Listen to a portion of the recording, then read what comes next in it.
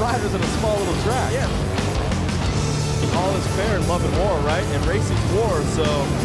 Oh! Getting a little western, getting sideways. Coming in hot. He is definitely on the gas on that XG750. These guys are all having some fun out here.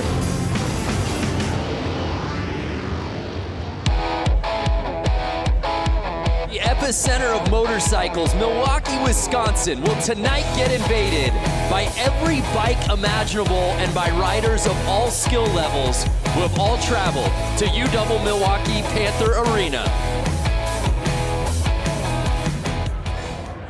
What's up, everybody? Welcome to Flat Out Friday. I am Brandon Graham, coming to you with our entire broadcast team for tonight. Of course, joined in the booth with X Games gold medalist Lance Corey, the voice of sideline reporting at the X Games, Diana Dahlgren, and joining the broadcast team, making his broadcast debut, by the way, pro flat track racer Johnny Lewis. Lance, I'll begin with you. You've been here since year one. You've seen this thing grow and evolve. For the uninitiated, what is Flat Track Friday all about? I just love it because it really brings first-timers out, first-timers for racing, and some of the best pros. So you see all walks of life out there racing. Yeah, the range of spectrum of riders. No one's got a better seat than you do. You'll be at the pits all night. Talk to me about the personalities we find out here at Flat Out Friday. I mean, you're gonna have guys that don't talk, you're gonna have guys that talk a little bit, you're gonna have guys that crack jokes, and I'm gonna be bringing all their personalities and the stories down in the tunnel. Yeah, absolutely. Along with Johnny, talk to us about what you're doing tonight. You will be bike breakdown, giving us the science behind everything out here tonight. Yeah, it's gonna be pretty interesting because like there's a large difference of riders out here. Just like Lance said, it's from scooter racers to the hooligan guys on race prep motorcycles that are pretty heavy, and then you got the professionals, like you said. So the motorcycles are extremely fast. It's a tight track. It's gonna be really good racing. Every bike you can think of, every racer you can think of, complete mayhem coming to you now. Let's start racing. The fans invading UW Milwaukee Panther Arena, getting ready to watch absolute mayhem take place on this 1/16th of a racetrack, Lance Corey. Over 15 different classes of racing we'll see out here tonight, beginning with right there, the JV semis will be kicking things off. At the open amateurs, we have the women's main, scooter main, PW50, that's what the bike I started on right there. Oh, little 4-year-old Lance? That's right. The Boonie main, that's my favorite right there. Expert main. And if you've never watched this before, you're going, what do all these things mean? Don't worry about it. We got you covered. Obviously, we've got Lance here in the booth. We've got Diana down on the course. And of course, we have Johnny Lewis breaking everything down for us. Johnny, how's it going down there, man? It's pretty loud. So Johnny will be reporting to us live from the course all night long, giving us the behind-the-scenes access on everything. Talk to us about this opening class, Johnny. Man, there's a lot of guys out here. They had to split the classes. There was 100 riders down to 3 classes, and this is the JV class. The guys are relatively new to flat track, and we just kind of got into it, built a bike, and now they're out here racing. It's pretty wild to see them out here opening the show. Yeah, well said, man. We'll be coming to you all night. So, Lance, we've kicked things off, bud. Racing's looking good already. These guys are they're already warmed up. They've been out there racing all day to get these lap times. Now, talk to us about this course and the setting for those who are just tuning in for the first time. What makes this course so unique here at the arena? So what's incredible is, to my understanding, it's a hockey arena. Right. And before this was set up, there would have been ice out there, obviously. There is not ice out there right now. But there was ice at some point. Oh, I see, but so not now. when they take all that away, the concrete is shiny and it is slick. It's like being in a big store where it's kind of like slippery, actually. Okay. So they end up spraying Coke syrup down, and they let it kind of dry, and it gets really tacky, almost like being at one of those gross bars or something where your feet I have no idea what you're talking about. Your feet kind of stick to the floor, They do that so the tires actually have some traction. 1 lap to go, you see, and there's the checkered flag. And And again, we talk about the dimensions of this track. This stuff is at a torrid pace. If you've never watched Flat Out Friday, if you've never seen flat track racing on this scale, don't blink. No, it's incredible. It's almost like racing little mini bikes inside of your garage.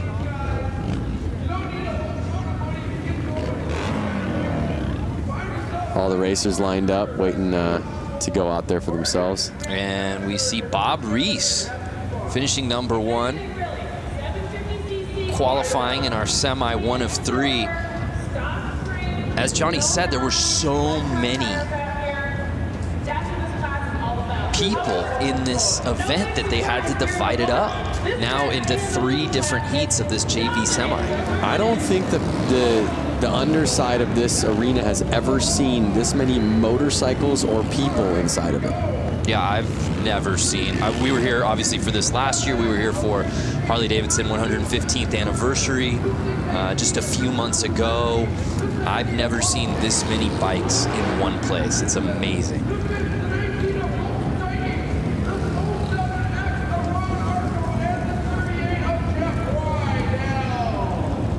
There's a great shot at our track here at the starting line. And one thing you'll notice as we get through these classes, right, Lance, is there's so much differentiation in bike. You'll see categories where you'll see dirt bikes, 450 cc's going against 750 cc's, and it really boils down to traction. Yeah, you're going to see all of these guys out here right now. They're all on the Sportster platform. They're street legal bikes. That's kind of what makes it a hooligan class.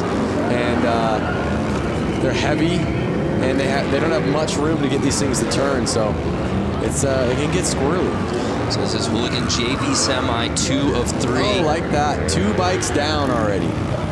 Pardon my getting on top of you right there, but no, that's what it's all about, and that's par for the course here on Flat Out Friday.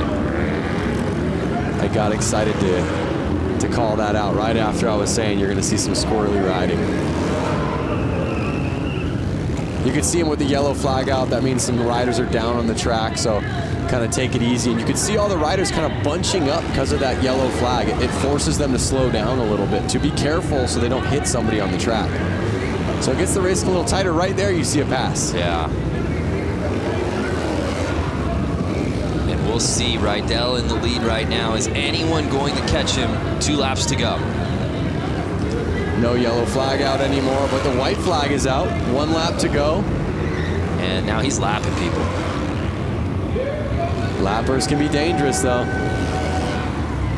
And 38 Rydell with the claim, the fist pump. He went double fist pump. I saw he went left to right, back to the left. He's stoked. He's moving on. There's 100 guys here in this class. He's stoked to qualify. I would be too. The JV main will obviously go on a little bit later as we take another look at that crash.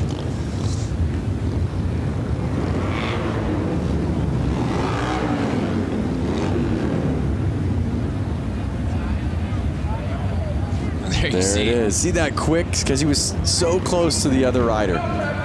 Quick flag change.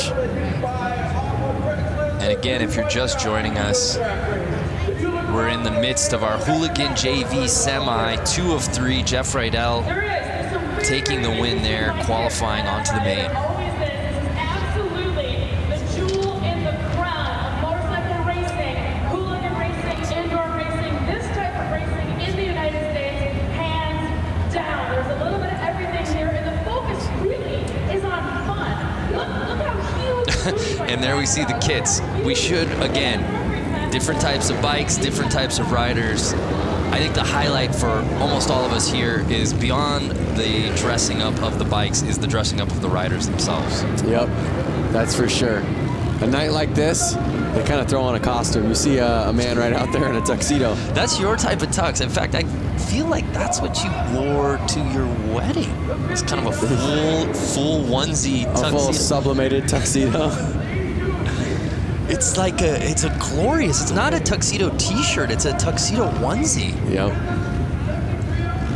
But again, that's the cool thing about this class. I mean, these are their bike. Look at the bike closest to us. Oh, and a guy pulled in front of him. But look at the guy closest to us. Yeah. He is actually, you could see his speedo gauges on his bike. This is not a race bike. This is a bike that he takes to work and back, and he wanted to race. It's so cold outside. He's like, you know what? I'll race the race just so I can ride my motorcycle inside today. Oh, and it was 69 getting the whole shot. Nice. Oh! But he's cut on the inside by 00, the Tux man. Can Brandon Gonzalez get back up there to 00? I see the yellow flag out, and Brandon gets him.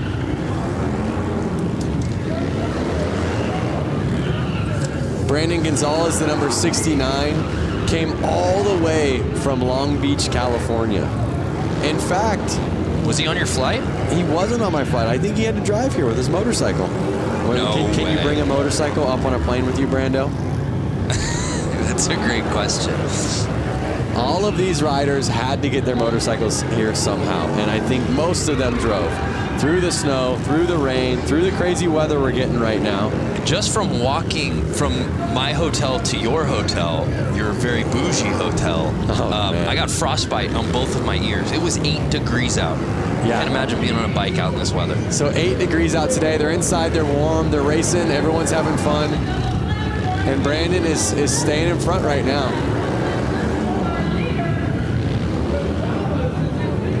Now let's not forget, everyone here in the stands and all these riders, a lot of them are in town because tomorrow we're having the Mama Tried show. Right. A rad motorcycle show in the heart of downtown Milwaukee. And that's really the genesis of this entire weekend, and a byproduct of that is this race because the community as a whole had been coming out here. Yeah, I mean, it just happened naturally. I think the show was already going on. People were in town. People wanted to ride. People wanted to race. It was so cold outside. They said, hey, let's rent one of these arenas and let's all start racing motorcycles in there. They were letting their kids race. Everyone was racing. And you're going to see that tonight. You're going to see 4-year-olds out there on this track racing. Brandon Gonzalez, as you said, left no doubt about it. Even with the stoppage, returning for the win. He'll be moving on. So there you see Brandon Gonzalez qualifying.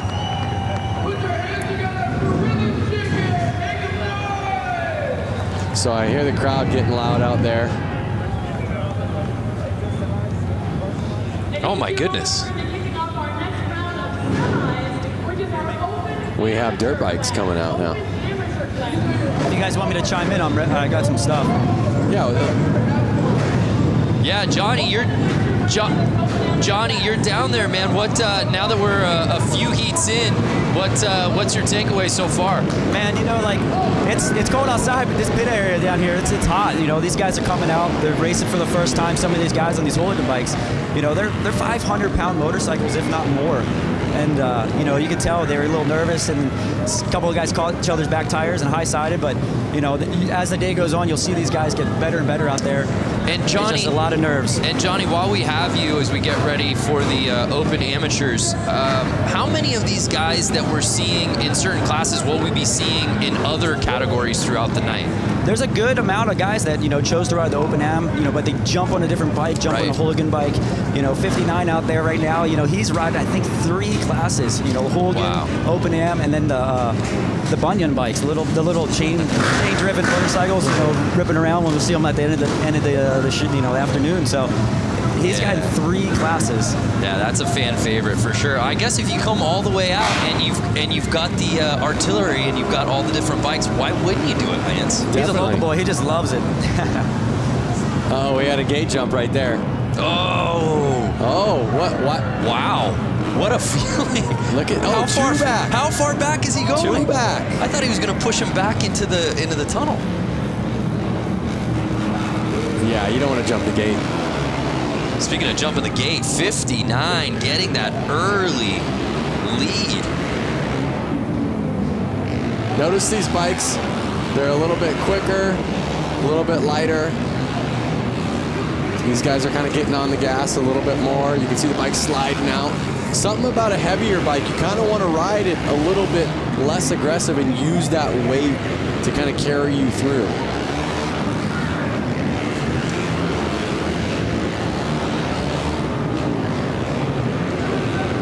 So Kilkenny leading the way right now. I mean, you can see these guys, they're probably getting kind of lost on where are they in position. Right. The guy in first is all of a sudden passing you, and you're going, was the guy behind me that fast, or am I getting lapped already? Right, it's such a small course. Depending on your start, you have no idea where you are when you're riding this thing. And that's what we say, and you even talk about the concept of Flat Out Friday. Obviously, somebody's going to win.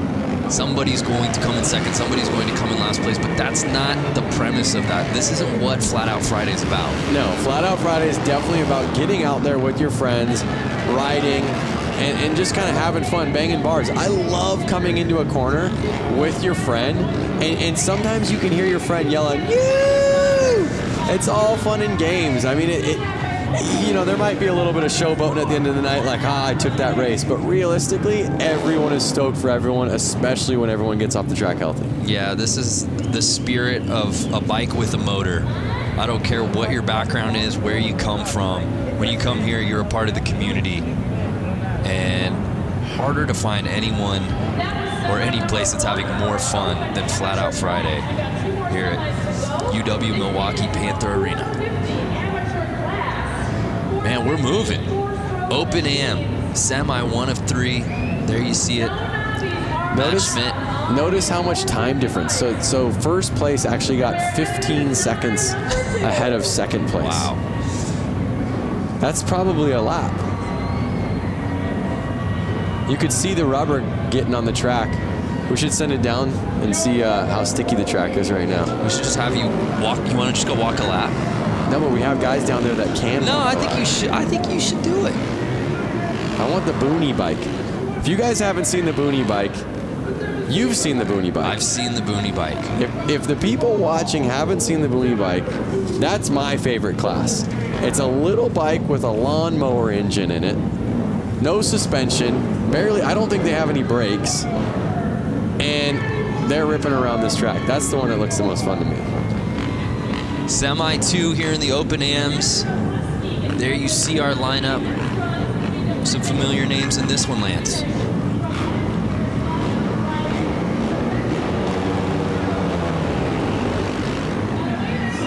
Whoa. There's a fine line when you get out there of being too aggressive. Right. And maybe putting it down in the first corner. What kind of rider would you be, Brando? Yeah, I think I'd go aggro right out of the gate. Would you? Yeah, it's the Ricky Bobby mentality. If you aren't first, you're last, right? Okay. So you kind of go for it. But as we were talking about before, it's so hard, probably midway through that first lap, to really, if you're not in the lead, knowing where you are. Yeah, for sure. And you just kind of want to keep picking off the person in front of you, picking off the person in front of you.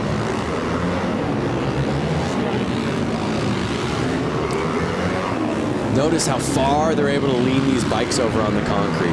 They're really leaning them over far. I mean, the foot pegs are touching the ground. That was some racing right there. Yep. And I tell you what, if they don't stay in those black grooves on the track that they've been starting to make, it's a lot slipperier. So they're trying to stay in those locations so they know their tires are going to hook up and have some traction. Unofficial results. E. Brewski, there you see. Might be Brusky, but I like Brewski. Yeah? Yeah, hope he's cool with that. But some impressive racing from him right there in our Semi 2.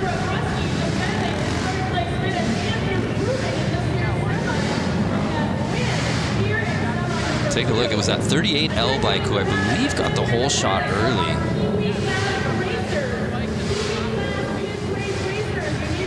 And then Brewski really making his presence known.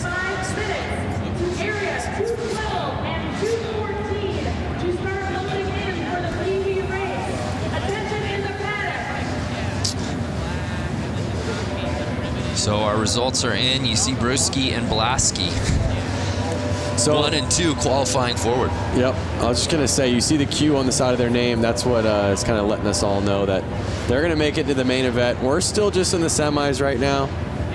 These are just every rider that signed up. Towards the end of the night at this show, you're going to have all of the fast guys battling. That is really where it gets intense.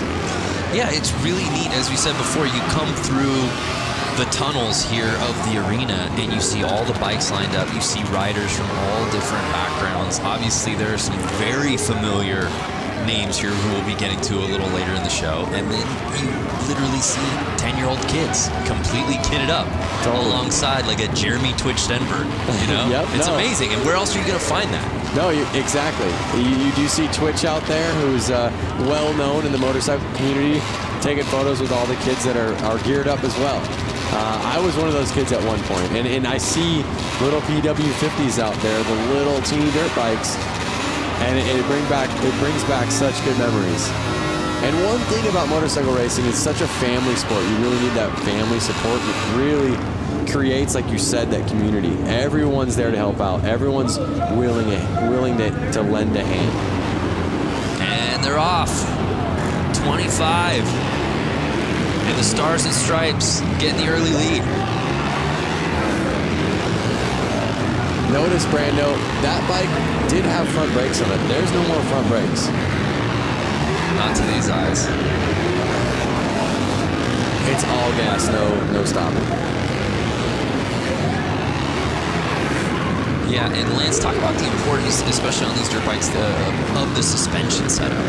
So you can tell compared to like a normal dirt bike you buy off a showroom floor, they've actually lowered the front end of it a lot, drastically. So that way the weight gets a little bit more in the front of the bike and they can control it in corners a little bit better.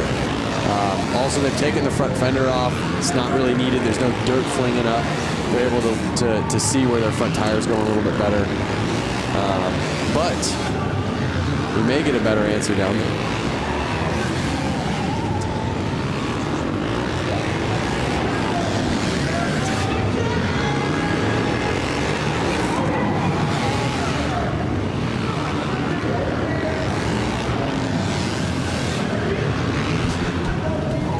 So the unofficial results are in. And it's C-Funk, who looks to be qualifying to the main.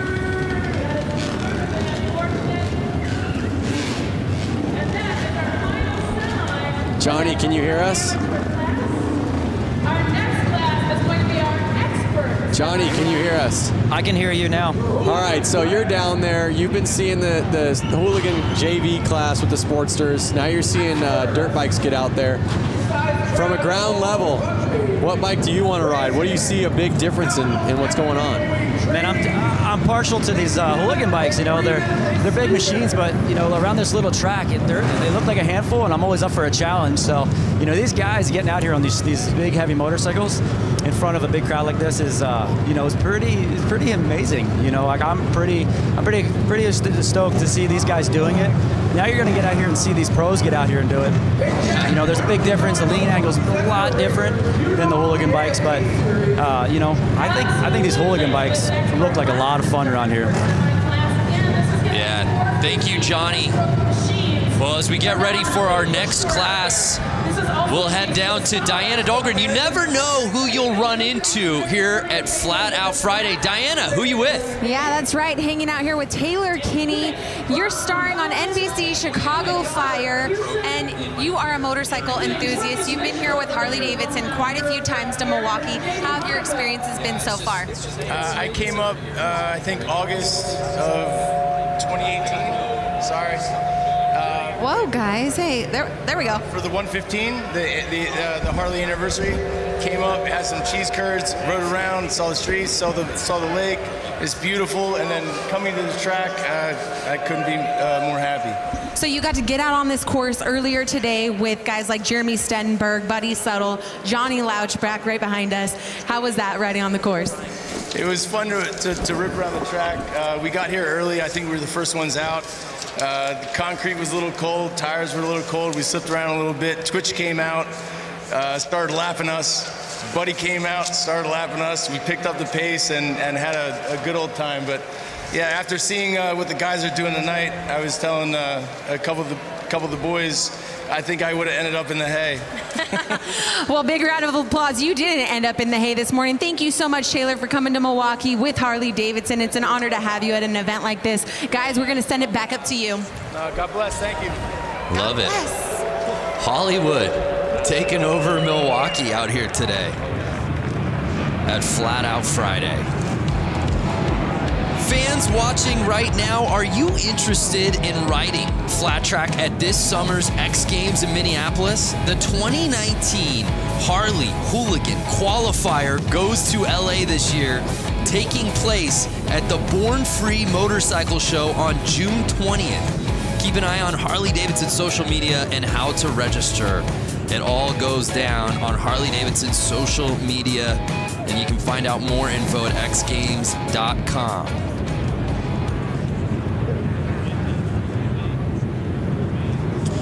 So we move on to our next class, the Expert Semis.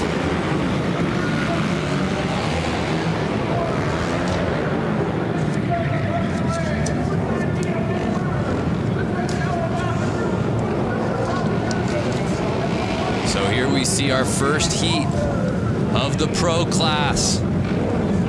Jumping up to the line.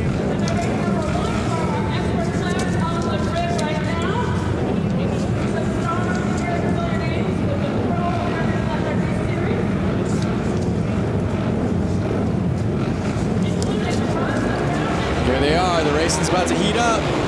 Yeah, no doubt. Here we go, and they're off. Notice that he's got a piece of carpet on his boot, Brando.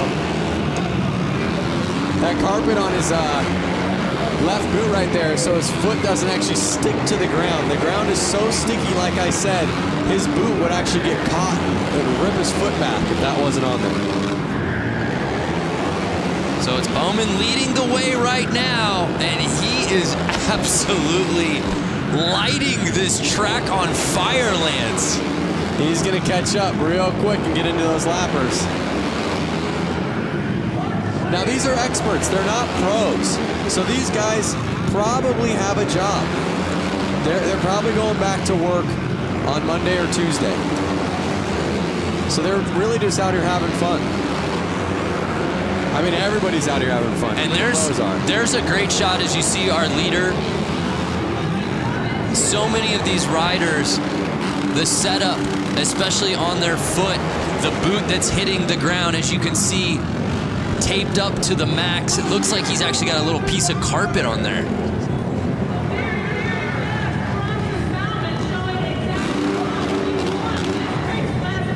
There you go, he's stoked. Right from the get-go, he does not look back. Takes off, and he's gone. That's what we call a no-doubter, Lance. Bam. See him lift his foot so he can kind of bring it over those cones that are saying, hey, this is the inside, don't go any further.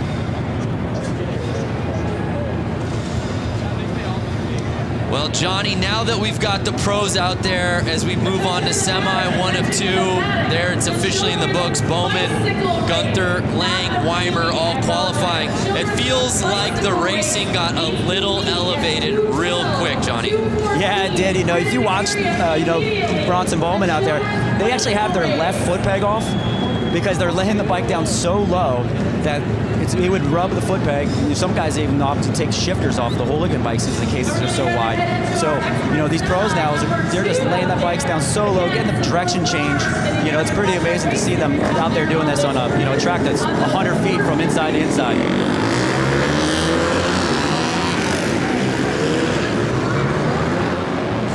I love that camera angle of that straightaway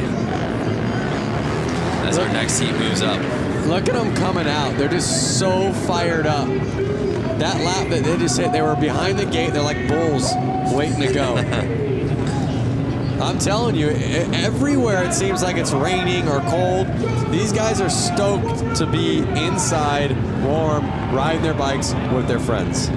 And there's a look at our semi 2 of 2 roster here in the expert class. 8 riders. Half of this field will be moving on to the final. Who will those 4 be? Let's get ready to find out.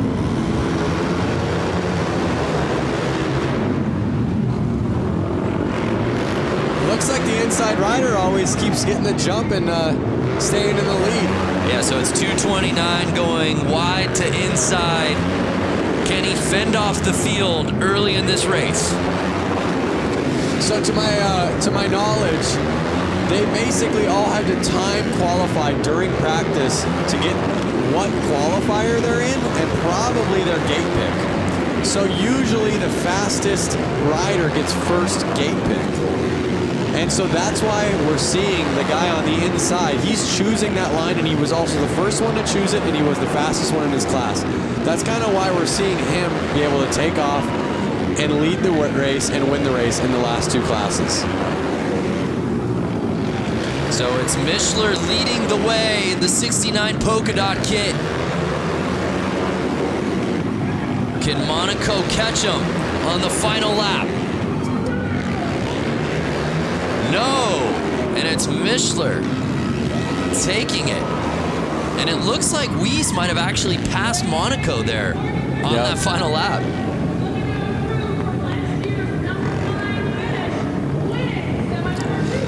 Brando, what's the most CC bike you've ridden?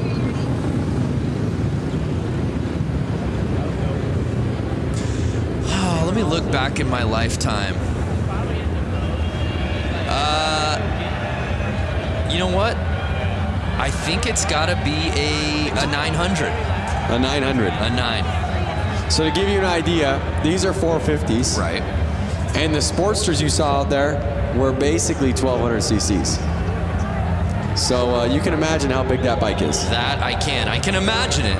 I can imagine it. Hey, let's head back to Diana, who I believe is with some racing royalty. That's right, racing royalty. If you guys watch the flat track series across America, you've seen Sammy Halbert, you see Jared Vanderkoy, and they are here tonight. Give a huge round of applause for these amazing, talented riders. Now, Sammy, this track is a lot smaller than what you guys are used to. Walk us through what you guys are going to do here tonight.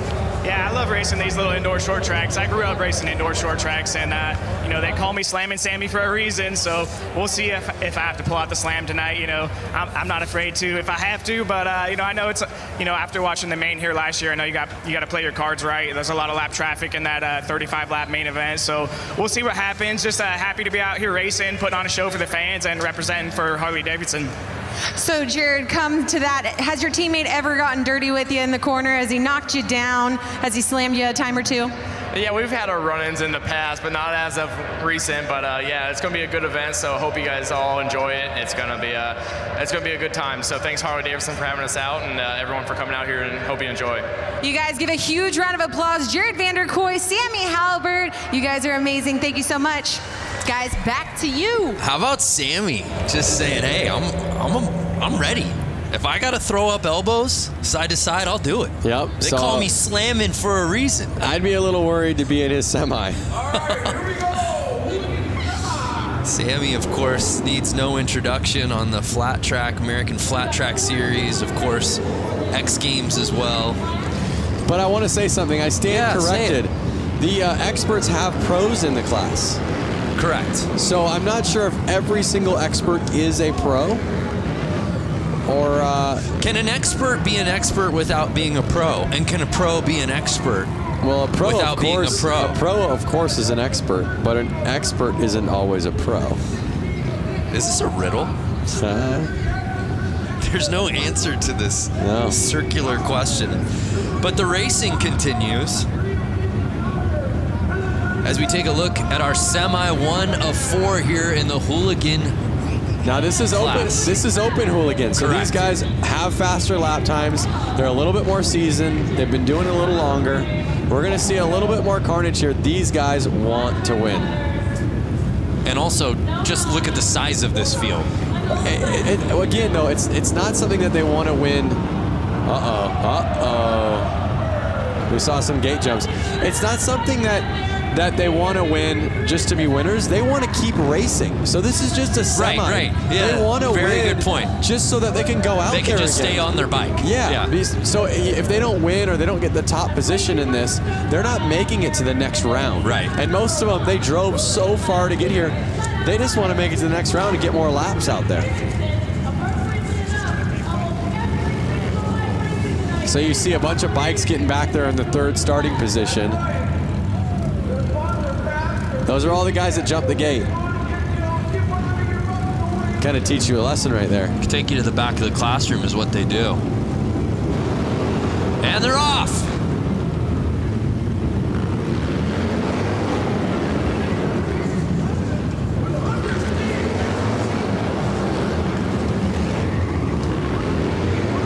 And it's early. It's Clements leading the way, trying to hold off Young and Carlson. I know Clements himself traveled all the way from California to get here, so he wants to stay out there.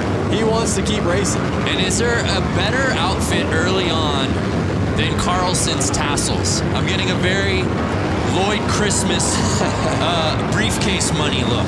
Oh, he's in the lead. Yes! He grasped the lead with the tassels. You would think that would be a hindrance, aerodynamically speaking. I think that's something like, I'm the man. Watch out for me. You gotta be pretty tassels good. Is bold. You gotta be pretty good. 100%. But here they are getting into lap traffic, and this could cause some problems. Final lap.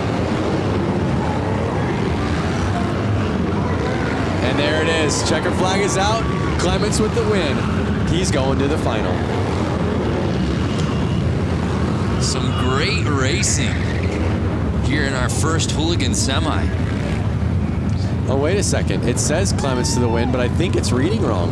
I think so too. Again, those are unofficial because it's the 45X that I stand corrected. That was leading the way. How about that? There was the pass. You want to talk about breaking bread? Number 2 coming up, the 142 of Danny Alves, the 67. Again, some guys will wear the tassels to be noticed. Hey, look at me. Yep. And other guys are just that bold. I think he had a little mixture of Benny Carlson. It was Benny Carlson that wins it. And notice he's the only one that's going to qualify. Jason Clements, all the way from California, is turning it around. Less than bragging rights, he doesn't get to go out there and race again. Got to bring your A game in these semis, Brando. Yeah, well said. The show must go on.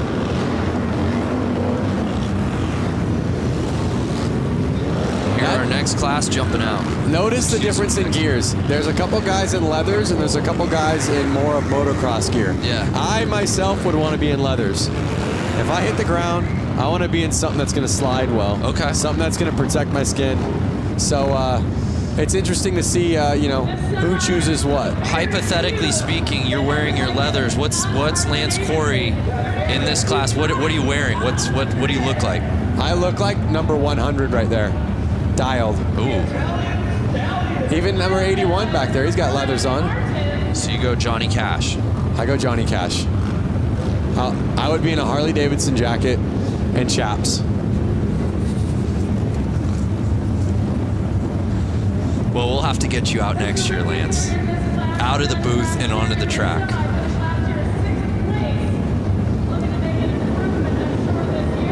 Oh, that was some jumping. So he wore leathers, he was there with the protection, but he was a little too anxious. Well, and you think about it like this, Lance, right? Most of these guys have been getting practice laps earlier in the day, and there was some racing, some qualifying, even to get to this point before we even went on air. But a lot of times now it's getting to sit and wait, right? You've been waiting for this moment for your name to be called. Adrenaline is pumping. Yep. Can you really fault these guys for false starts right out of the gate when they've just been waiting? No, you can't. There they go. That looks like a clean start. 142 with the whole shot. Holbus in the whole shot, and he was again on the inside line. You're seeing that inside line pay off well. Will he cling to that top spot, though? It's looking promising so far.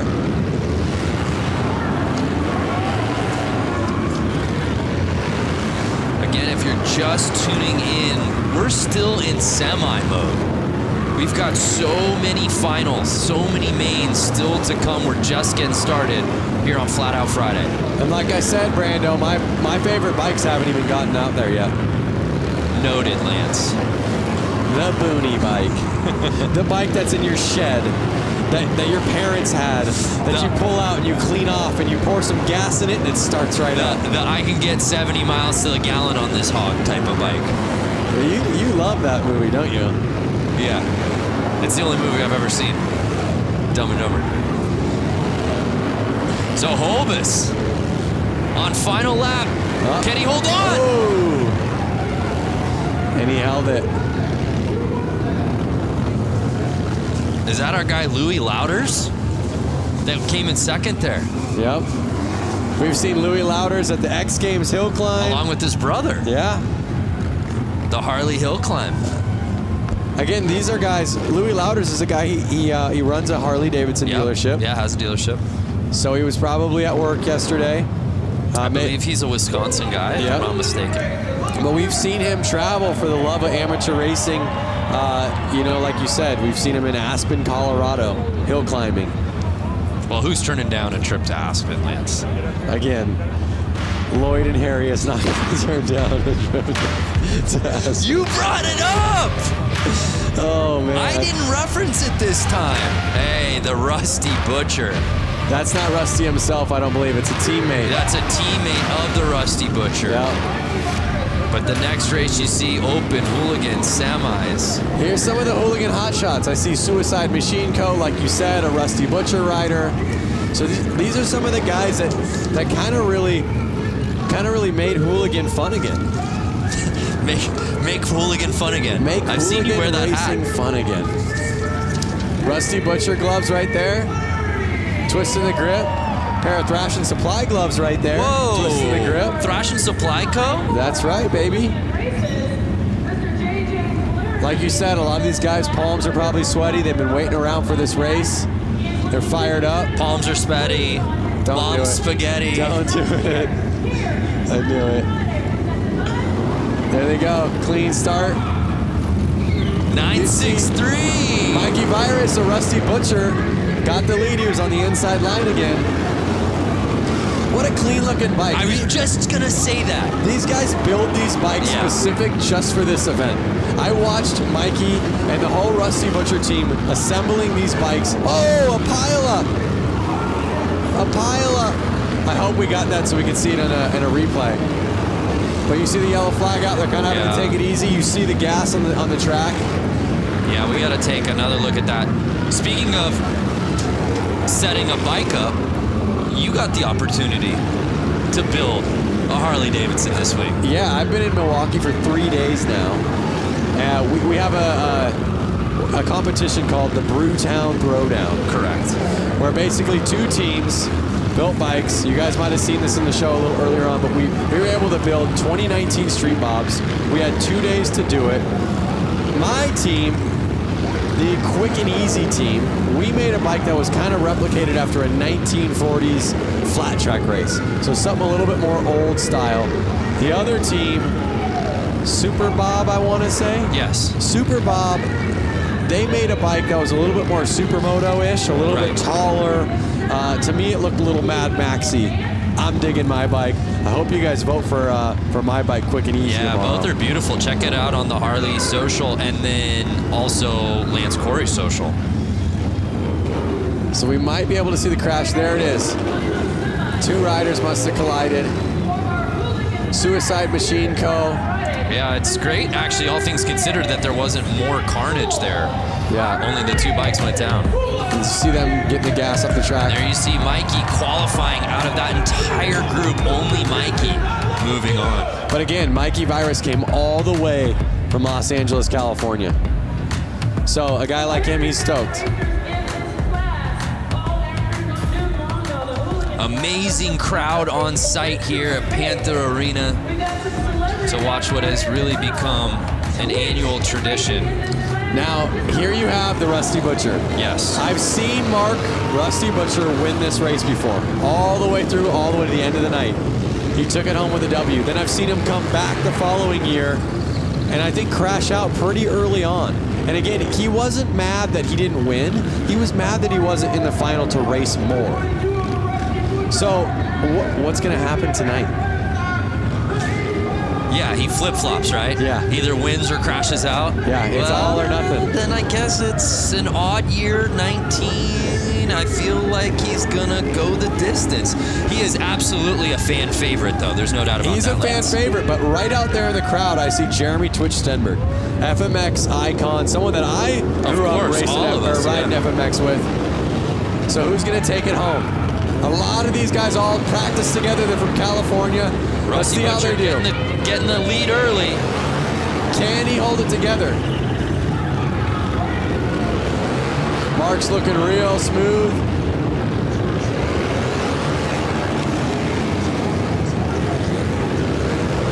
He's looking confident. He's got his eyes on the prize, but you see a couple riders on his tail. They want that position. That is the position that's taking you to the final. Are they going to go easy on him? Are they going to throw a tire in? Are they going to take him down? But we got a battle here midway through this race. Oh! No! Mark the Butcher goes down and it puts Buddy Suttle into the lead. Buddy Suttle taking over the top line, but no, Bush taking the lead from him. Wide. They're coming into Mark now, who's a lapper who was just in the lead. Final lap time. Will Bush hold on? Looks like Bush has got it. And Bush gets it. Oh, and what a heartbreaker. Suttle comes in second for Rusty Butcher. What a transition. You go from Rusty Butcher laying it down, Buddy Suttle then in the lead, and then you get the number 44 of Bush taking over the win. There was 3 different leaders in that race. That was some of the best racing we've seen all night. Oh my goodness. And you said it right before the race began, partner. Butcher wins it outright, crashes early last year. What's he got this year? In the lead, we think he's got this thing comfortably, and crashes out. It's such a, I feel so bad. And there you go. What do we got? I don't know if those results on the screen. I don't know that that's official. I'm not sure. I have to disagree. I had my eyes on that pretty well. I feel like there's somebody we can talk to here. Please put your hands together because there is going to be a wedding taking place. Well, before we move on to our next race, here's a word from our Diana Dahlgren. Hey everyone, Diana Dahlgren here. Enter for your chance to win a VIP trip to the 2019 X Games in Minneapolis. And you could be down on the racetrack with me during the Harley Hooligan race.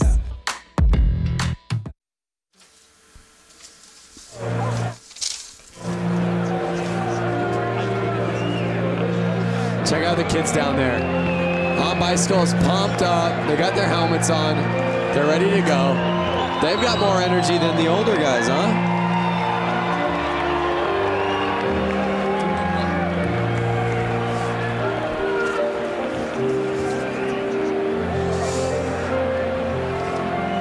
This is what I like to see. Yeah, there you see the young fans. It Flat Out Friday brings out everybody, including some influencers who came out and were able to take some laps around this course. Let's take a look at that. The track feels really good. We got a little practice in there. It was fun. I grew up racing motocross, so it was cool to do this. It's something different and something I definitely want to do in the future more. It was fun just to go out and get a couple loops in, watching these guys follow lines and get a feel for the track. It's my first time actually even touching concrete. I've seen so many videos of everyone barely scraping their primary and eating it, so I was trying to be cautious out there as much as I could. It's pretty tacky, but it will spin a little too, so I think it's exactly what you want. It was awesome riding with these 2 big trees. But I honestly think we got them. Yeah, I got to keep it on 2 wheels and yeah, not crash. I got 100 cheese curds on Buddy to take the whole thing. Some heavy hitters. Yeah, there you have it. That are part of it. And there's your bike. Yep, there's the bike that I just got done building over 3 days. She is a beaut, man. Well done. Oh, I'm so stoked on her. I really wish I could take her home. Notice how the front and back tire, they're the same size. I love that look. Yeah, everything about it. The paint job, it just... it's an excellent motorcycle, Lance. You should be really proud of yourself. Hey, thank you very much, Brando. And there is the other bike the other team got to build. Yeah, that was Diana Dahlgren was part of that team. And as you said, a little bit more of a Mad Max kind of racer look. I really like it. Hey, we're still in the middle of all these semis. Let's send it back down to Johnny. Man, that last race had a little bit of everything. Johnny, are you there? Hey, I can hear you guys now. Sorry, man. We had a little technical thing. No, I was just saying that racing kind of had a little bit of everything. Some big names, obviously. Rusty Butcher, we thought was going to take it, going down midway through that race. Yeah, you know, he just got in there and the bike started chattering a little bit and the front end went away from it. It's, you know, he started getting that lead and started riding a little tight. And when that happens, you know, the bike just kind of handles differently and he got that front end push and he lost it. So, you know, that's been kind of a thing that's been going on a lot lately is, you know, just guys, you know, getting offline that little bit and somebody sneaking, you know, right underneath of them and then bumping by. That's how, you know, Carlson got the win that last, you know, the one before. He just, the guy ran wide a little bit and just snuck up the inside. So, you know, that's what it's going to be all night long. It's just guys kind of, you know, jumping in and, you know, when that opportunity comes available, they go for it, and that's going to be the race in the night. Yeah, and Johnny, Lance had said it really seems like the theme is whoever's got that inside start has seemed to get the whole shot. Are you seeing that too down there? Yeah, you know, that's why they did the qualifying for the guys, you know, the bigger classes today, to provide that opportunity to kind of you set the stone right out of the, you know, practice staging, you know, get the guys out there, get a good lap time, get that pole, you know, and that's kind of the key to the race, you know, just trying to get that pole position, keep doing it, you know, throughout the evening for that main event. Thanks, Johnny.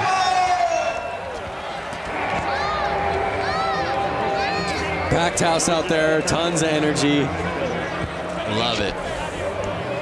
Hey, fans out there, make this your year to ride. Learn from the experts and get 50% off the Harley-Davidson Riding Academy new rider course with the code RIDE50. It's a limited quantity available. The offer ends March 3rd. That's 3-3. Visit h-d.com/learn-to-ride for more details. Make this the year, Lance. Make this the year you learn to ride. Oh, I'm loving this. We got a different type of bike hitting the course out here now, Lance. That's, now that I have a kid and you have a kid, I just taught my daughter how to ride a bicycle. Is she not out here? My daughter is 16 months old and she's out there. She's in the bear costume. I want to bring my daughter out with one of those kick bikes. My daughter doesn't know how to ride a pedal bike, but I know she would kick a lot more butt. Your daughter's 2 years old? 2 years old. And she's already riding a bike without training wheels. That's amazing. Speaking of parents and people with kids who ride bikes, Diana Dahlgren, I know you got a little one yourself. When's he going to get out here and ride? 2 years old. He's actually in this teddy bear costume that you see lined up. You know, he's the most massive child on this line. I don't know. I feel like Hunter's going to, you know, take the teddy home for the win. So all the little cats out there, and it's the bear taking the early lead right out of the gate. I feel like there's an adult in that. Oh, how about going the outside to take the lead? Notice how he's keeping the pedal up. That's basically giving him more ground clearance as he turns left. The 3-plate staying wide, and now he's lapping. Oh, could you imagine being out there right now? Unreal. Packed house, the energy, everyone cheering you on. Yes, look at that. I want to start clapping in the booth. That kid has got racing in his future right there. All those kids, what a blast it's got to be, as you said, to come out here. Oh! in front of this crowd. Are you kidding me? That is awesome. I love it. The checkered flag's out. You think you're going to get these kids off the track? I don't think so. I'm not sure it's possible. Oh my gosh, some of these kids out here are so small.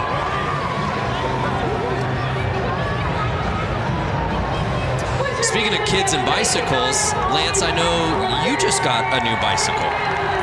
I did just get a BMX bike. I grew up riding BMX bikes my whole life, which I'm sure these kids are going to do. I'm sure most of these people racing have done. Most people in the stands. And it just was something that, it was like a calling of like, you need to kind of go back to what you did as a kid and find that real organic fun. And did you find what you were looking for? I found exactly what I was looking for. According to your Instagram all last week, it seemed like you found it pretty much every day at the park. Yeah, I went to the skate park every day and had a blast. Look at that little kid cruising his little pedal go-kart.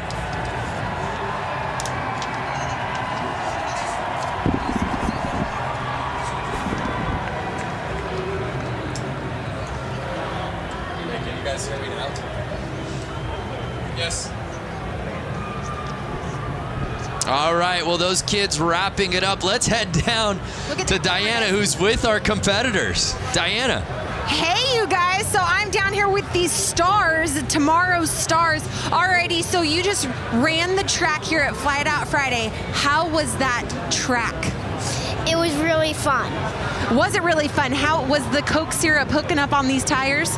Yeah, it was. Sounds great. And then we have the teddy bear. You know, I was telling everyone this was my child earlier. Here's the teddy bear. Was it hot in the costume? Yeah. How was the course? Good. What is your goal in the future? Are you going to win some championships in the flat track? Yeah. That's right. All right, who else do we got here? Hi, sweetie. What's your name? Brody. Brody! And how was the course out there? Good. Do you want everyone to give a big round of applause right now? Sure. Where are you guys at? There we go. All of downtown Milwaukee. Guys, these kids are the future of flat tracking. Give a huge round of applause. Great job, guys. Back to you. Thank you, Diana. I love asking the kid in the bear costume, what's your goal in life? And you just saw like his entire life span before his eyes. Like, what do I want to do with it? Where do I want to go? Travel the world. There's a look at our main still to come tonight. If you've been with us since minute one, thank you. But we just getting started. Some of the best classes are coming. Who do we have lining up next?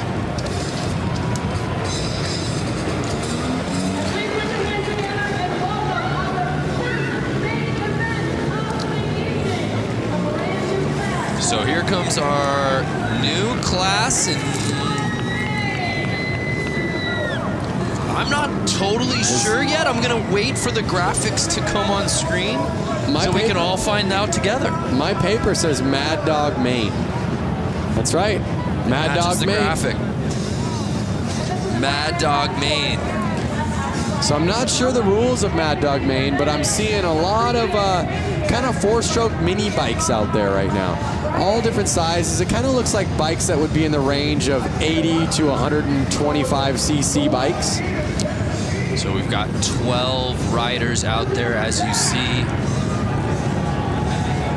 You see guys, or you see people in sweatshirts. You see people in motocross gear. You kind of see, again, he might have just came right off the street and he's racing right now. There you see Sean Sheely was the top-ranked qualifier. What do we got, Lance? Someone must have jumped the line or something's going on. A little line jumping. Like a little tire kick from the dad shoes. You see that?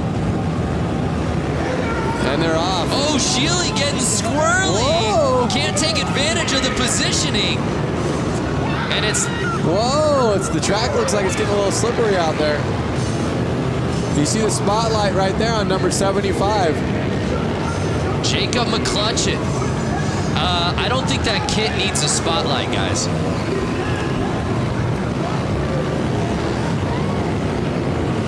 Now again, this looks like a bike that's a little too small for that rider right there. And but again, sometimes riding the smaller bikes is more fun. And it feels like, again, traction, the name of the game on a course like this. Having that bike control. Oh, we see a pass. Bike control is key out there. Smooth and steady wins the race. You saw, like, just like Johnny said, Mark the Butcher, he was getting a little hard on his bike. He was riding a little too fast. Because he lost his smoothness, he ended up letting it go. So it's Ryan Stephen leading the way, and it doesn't look like anyone's going to catch him, Lance.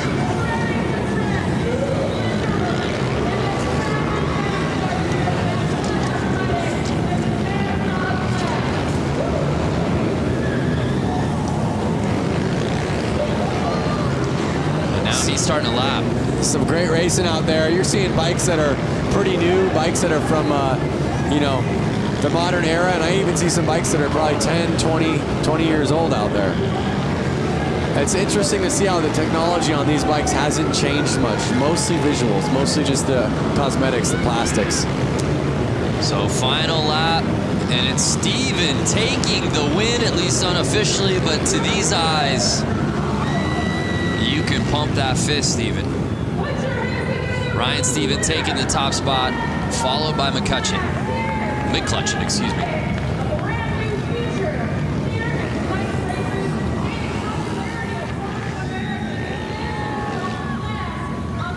It was McCutcheon leading early in this race. And let's see if this is where the pass took place.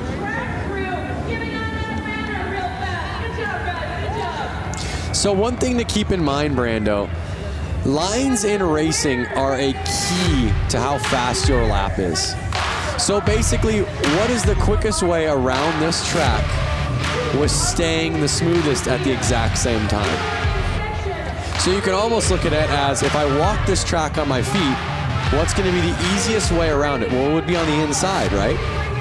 So on the corners, you want to be on the inside. But you couldn't stay on the inside and be smooth if you were staying on the inside on the straightaways. So they're riding wide to stay smooth so that they can ride the inside on the main part of the corner, which is going to get them the shortest line while staying the fastest, while staying the smoothest. Thank God you had an answer. That felt like an SAT question. The making of a riddle. I mean, it's just a big deal. And I'm just thinking, if somebody has never raced before, and they've only maybe driven a car on a public road, or maybe haven't even driven a car before. The strategy seems counterintuitive. Yeah. So you're always wanting it to ride the shortest line, but also at the same time, what is the smoothest way to do it? Right. So here's the JV Hooligan main.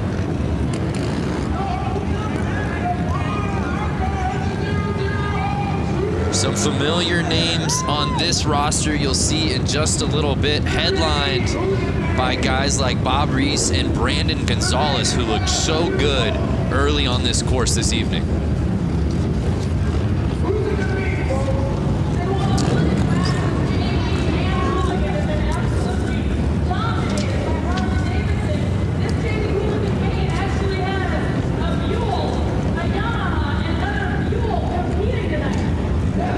Got 3 different bike manufacturers out here, but it's certainly Harley-Davidson dominant in this class.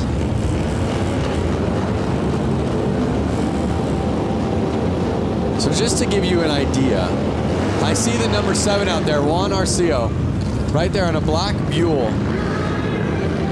And he has a full-time job back in California. He made his way all the way out here to race this, so he's stoked to be out there in the Hooligan JV. But that's the beauty of Flat Out Friday. It's just filled with weekend warriors. Yep, exactly. Matt Schmidt, who had that first pole positioning, taking the whole shot, and he may not look back as he's already catching up to Tuxedo. Yep.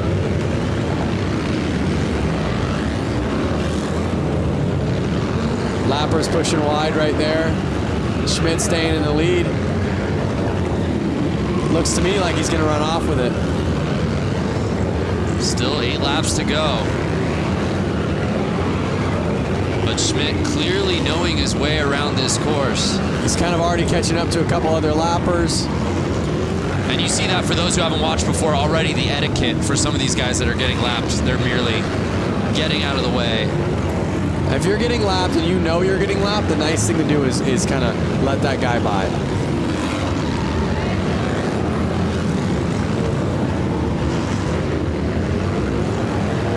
So let me ask you something, Brando. If you were out there, what type of gear would you be in? The tuxedo? Yeah, I think some version of that tuxedo. I live my life business casual. You know that. Maybe a blazer over it, perhaps. Like maybe a nice leather blazer. Okay, because like that. I do agree with safety and protection, just like you would be in full leathers. White flag's out real quick.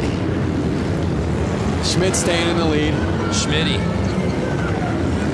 I don't know that he likes to be called that, but it just sort of rolls off the tongue. And then the 721 plate, Matt Schmidt had the lead from lap number 1, and no one could take it from his kung fu grip. As he takes the top spot in the Hooligan JV main. A lot to like about this racing, as you said right out of the gate, right before this thing began, about the strategy and how these guys handle this course. Matt Schmidt did just that.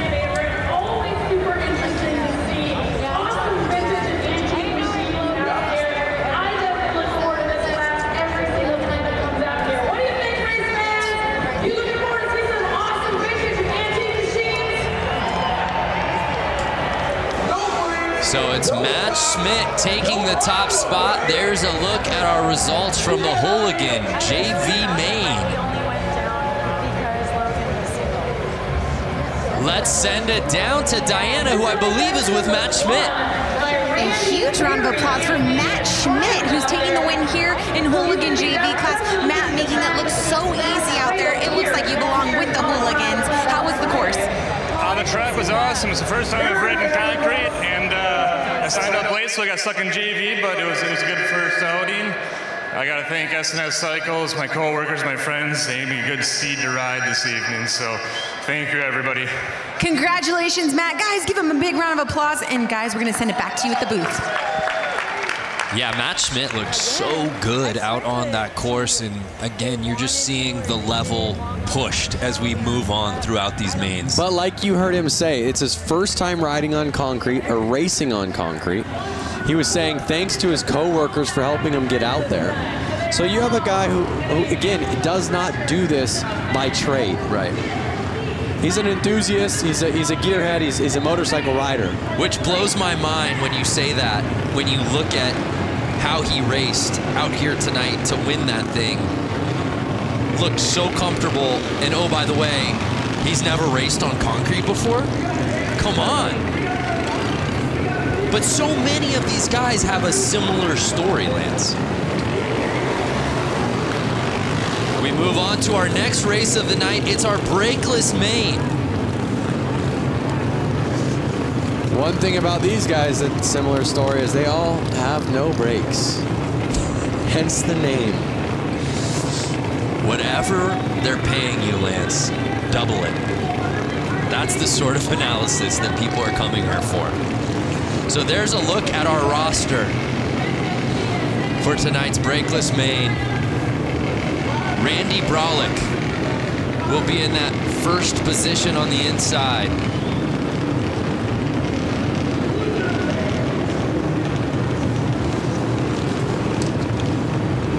You see him lining up right there.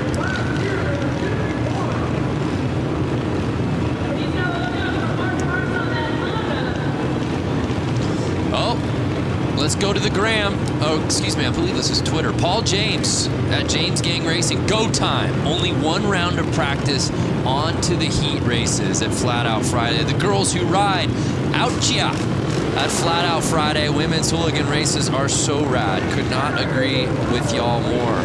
The girls who ride. Hashtag Flat Out Friday. Join the conversation. And Randy Bralick, the 51 plate, shot out of a cannon, Lance. He did. Look at him just dragging that foot on the ground. Oh, he brought it up right there. Dragging his foot with the carpet. Brings it up on the straights. Puts his foot down in the corners. He puts his foot down in the corners kind of to brace himself so he can feel where the ground is.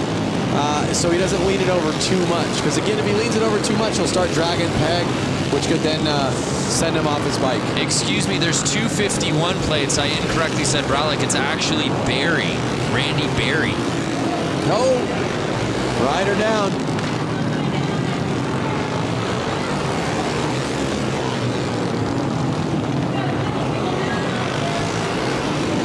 And the Stripes are able to get the bike off quickly there.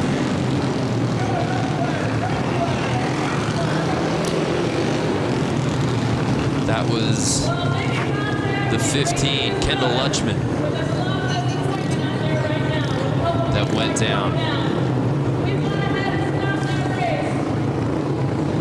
One thing that's so cool about this race is they really keep the styling so vintage and so pure to flat track with the striped shirts for the track helpers, the all white gear for the I'm not sure what you would call them, the track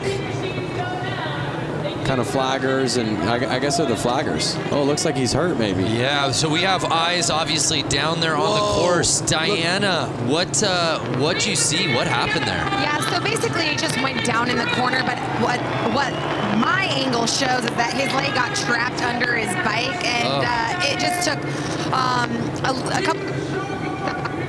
But right now, with the red flag, since they got so many, and they're going to do stagger. We losing Diana there due to some tech difficulties. We'll try to clean things up, but that's a tough go. So I don't know if you were able to catch it earlier, but the front wheel on his bike, look at the front wheel. Tacoed. We call that tacoed because it's folded like a taco. Oh, that's why you call it taco. I'm done trying to help No, I you. gotta tell you, the stuff that I am learning from you, Lance, is just blowing my mind. Doesn't look like he's doing too well. I mean, he's back up on his feet, but yeah, it's good to see him popping up. But how? I mean, my goodness! I hope that Panther Arena gives this man a hand, because you see what happened, and as Diana said, basically that wheel going over the leg. You see what happened to the wheel. I'm not even sure if that bike rolls. I think they're gonna have to lift the front wheel up to get off the bike. But you see the rest of the crew lining back up to finish this race.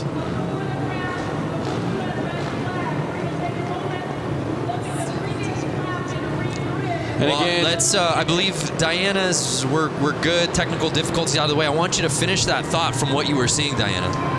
Yeah, so they're staggering the riders. This is typical with a red flag. They're relining them up. But yeah, from what it looks like with the rider who went down, he's standing up now. Good sign. Looks like he just really might have banged up his leg. But looks like they're walking him off the course now, as we can see. But yeah, we're lining up the riders. We're going to get this thing back going. A couple riders did pull off the track, so we're down to 4. Guys, let's go racing. Yeah, I love it. Thank you, Diana. And there you see them trying to get that bike off of the course. As you said, it's not just gonna roll off. And the show goes on, and again, 51 Barry.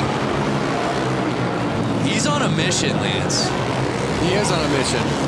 You saw he was the fastest before that crash happened, and he's just putting it back down and proving he's the man to win this race.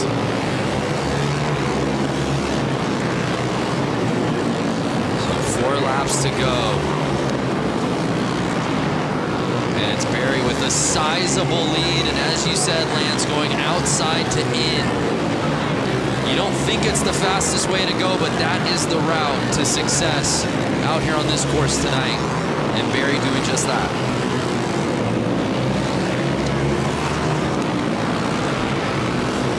There it is, white flag out. Barry's got 1 lap to go. He's looking at the checkered, and there he is. Taking that main home, looking back at his friends. Big smile on his face. You can see it right through his helmet.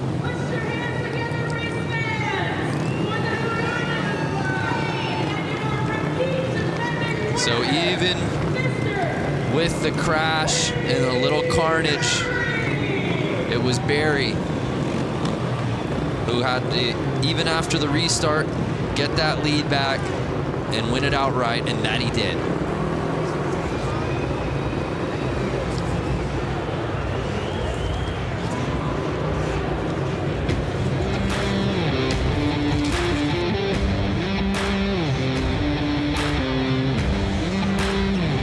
So brakeless main officially in the books. One name I do want to point out, Chuck Dickinson. I don't know if you've seen Chuck around. He's always here. He was, of course, at the 115. Chuck Dickinson, 78 years old. Wow.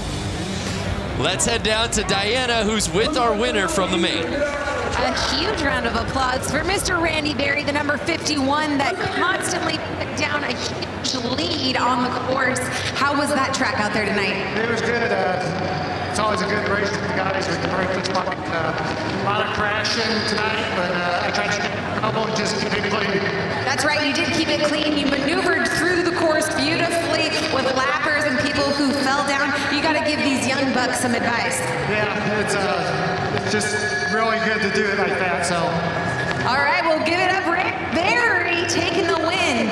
Lance Brando, back to you. Yeah, thanks, Diana. His experience showing in spades out here tonight. And how about that, Lance? I mean, you have the start that you're looking for. You're leading the race. You know you're in your game. There's no one in front of you except people that you're lapping, and then all of a sudden that flag comes out. Oh, we got to stop this thing. That's definitely a bummer. Because your heart rate just instantly is like, oh, what? So it's definitely a bummer. I mean, but normally you're confident enough to go, you know what, I can do it again. I know I can lead laps. I know I can be in the lead. I'm going to do it again. And obviously, we saw that he did that. So from Randy Berry and the brakeless gang to the new class, the youth main. So one thing about all these youth bikes lining up, I can hear them, and they're all two-strokes, meaning they're all different style engines than the last ones. These bikes require their gas to be mixed with oil. They're all about 85cc bikes. You can hear it, you can smell it. Oh yeah. And a couple of Tidwells in first and second. It's Trevor Tidwell in the lead. His brother Tyler behind him. These riders have to stay out there for 10 laps.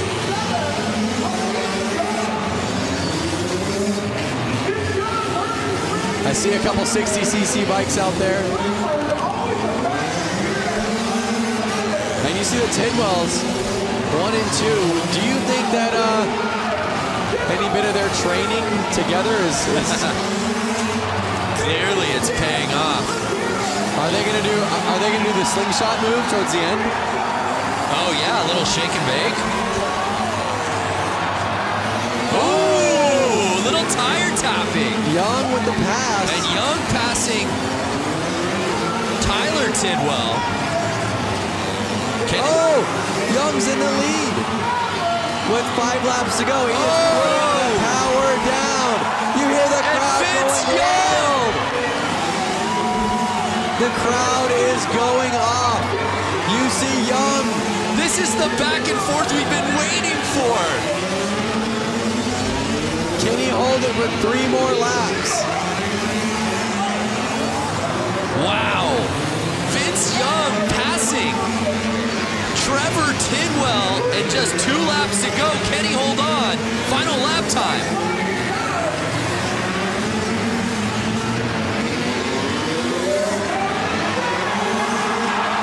Wow. And did Tidwell pass him?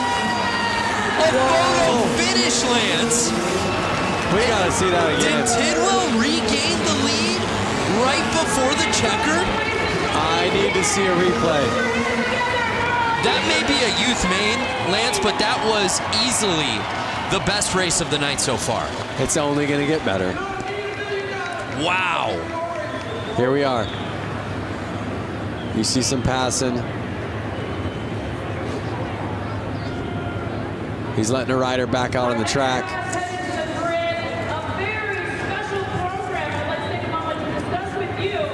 Let's see if we can see that checkered flag pass.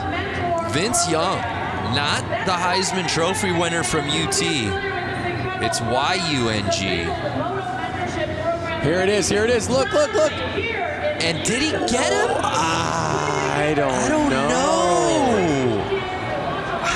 That's got to be a photo finish. And our results are unofficial. Right. I still think Young might have had it, Lance. I think so too, but Tidwell took the inside. We'll see. We're about to get our official results dropping.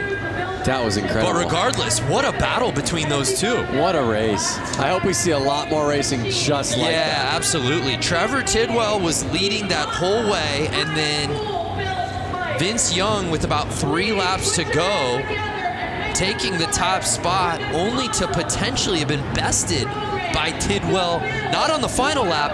I'm talking right as the checkered flag was being waved. Take another look. Young.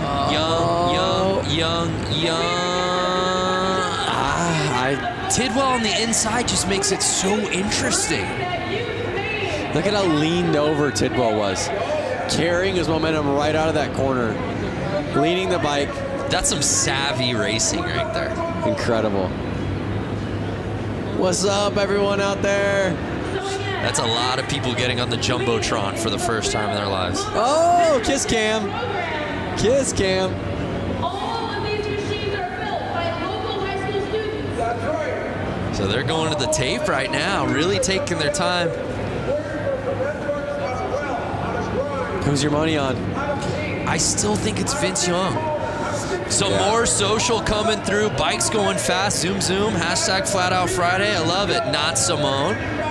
Even got a little, she's got the cherry emoji in her handle. Watching Flat Out Friday on Blockhead Moto Channel by the fire. What better way to spend a Friday night? Dave Hoffman, thanks for spending the night with us. Malika, who says there's nothing to do in Milwaukee? Not Lance or I. That's for damn sure. We're checking out Flat Out Friday. Checking out Mama Tried's Flat Out Friday. Lance, we still don't have our official results yet. They're looking at photos. At the photographs. They're looking back at the footy. You asked me, I asked you. I thought it was VY. Do you think Tidwell did enough there at the end? I'm going VY, but they're definitely splitting hairs right now. Could we have a co-champion? No. Somebody passed it first. They are splitting hairs. They're looking at the photo finish right now. Someone has to have a photo. And it's Vince Young. Wow. So in the end, Vince Young bests Trevor Tidwell to take it in the youth main. By a split of a second. Wow, what a performance, though. You know, we talk about it, right? The weekend warriors, so many of these guys who have regular day jobs that just travel from all over the country, all over the world to participate in this, sign up and register for their chance at glory, their chance to have fun. I love the youth main because these kids are still gunning for the professional ranks. You know? Definitely. You were there as a youth racer. I was there, and it's so cool for these youth riders to be at this race where there are actually some pros keeping an eye on them. They can go ask them for pointers. They can go ask their opinion. So it's a really great race for the youth and for the new people to ask the pros, hey, what are you doing? Or, hey, we're on the exact same track. Well, let's watch him do it. Yeah. So now it's time for the main build to break down what these bikes are all about. Let's head back down to Johnny. Johnny, break down this class for us. Hey, you know, this is a pretty interesting class. This is actually a high school project where they take CB 175s and they've been working on them, machining them, kind of turning their own vibe on these motorcycles. And it's pretty cool because it's right here in Milwaukee that they're doing this. So it should be interesting. Oh, super cool. Thank you.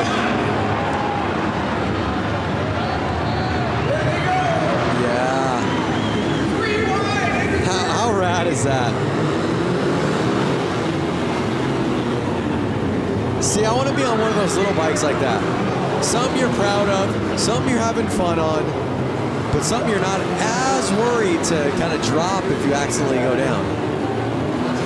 Miss Cho leading the way on the 35.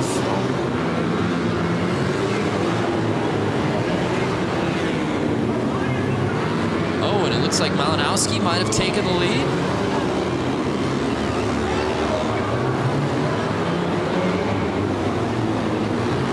Eight laps to go.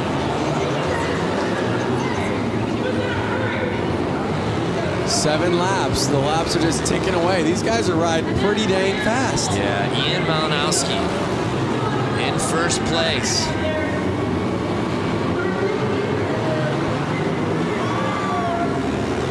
And now Ian's making the passes.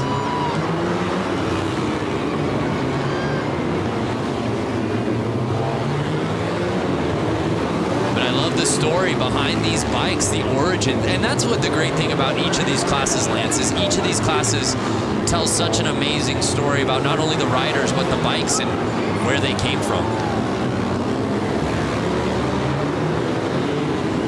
Look at the forks on that bike. Bop, bop, bop. They're kind of bouncing up and down. That's too soft of a fork, and that's going to make the bike actually have a hard time getting traction in the corner. That's going to slow him down. Malinowski, I saw a bike backwards, is covering so much real estate. Hitting outside, hitting inside, making passes both ways. And takes the victory here in the build main. The number 83 winner racing for the Oak Creek Racing Knights. Put your hands together for BuildMoto.com.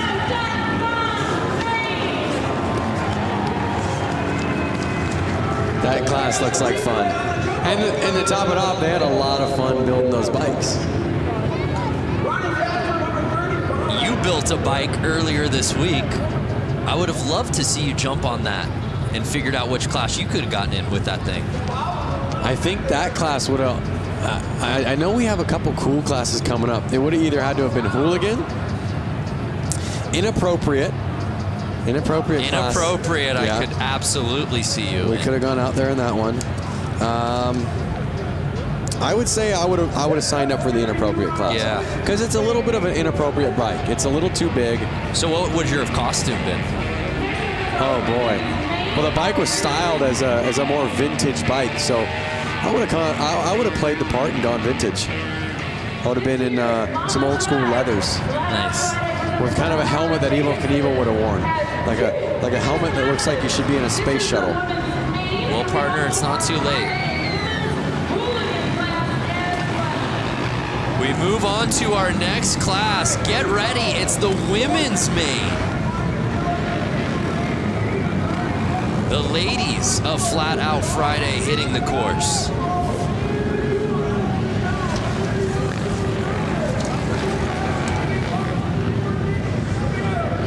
We've got 12 riders out here. And this is one we're really excited to watch. All of these women absolutely ripping on this course. Was watching them in practice earlier today.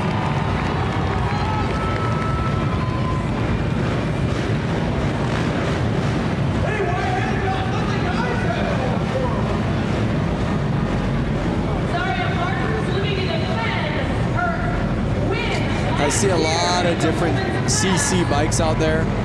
CC's the cubic inch of the motorcycle, which the more cubic inch, the more power. But I'm seeing bikes that could be upwards of 450 cc's and then bikes that look to be somewhere in the neighborhood of 125 cc's. Yeah, let's bring in Johnny. Are you seeing that as well? Lance just talking about the variation in cc's in this category. Oh man, there's a big one. I don't know if you noticed, the last bike that pulled up to the start line was a Honda Rebel. Still has the taillight on it. But then you got racer girls that race full time, you know, like all season long. So there's a lot of really strong talent out here, and also a lot of beginners just getting out here for the first time. So we're getting ready to set it off for the women's main. We're having some troubles at the start right now. I'm seeing some gate jumps. I'm seeing some bike stalls. So I think it's their nerves kind of getting to them. And as Johnny said, you see it with hooligan racing. You see it at Flat Out Friday every year. Just so many different types of bikes, but you know you're at Flat Out Friday when you see a tail light out on the race course. Yep. Uh-oh. Getting bumped to the back. It was looking like she was having some clutch issues. She kept jumping the gate, but I don't think it was intentional. I think it was either nerves or it was something with the bike. Oh, there we are. Yeah, I'm seeing dirt bikes, but then I see a cruiser bike. Right, and that looks to be Zaria Martins. Uh-oh. Oh, she has to be on the third line for those mistakes. They're off. Again, that inside line kind of being the promising one. It looks to be the number 11. Anna Lang.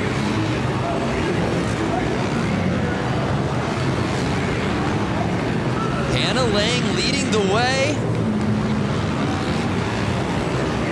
Annie Wyman now taking the lead away on the 158 plate.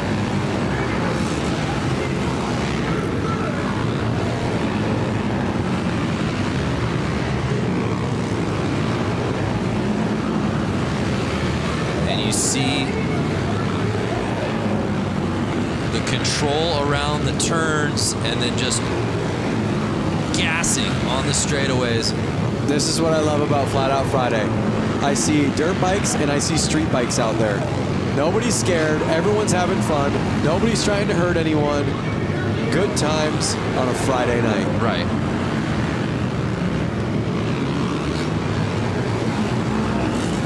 So it's Wyman still leading the way, with Megan Funk right behind her. 4 laps to go.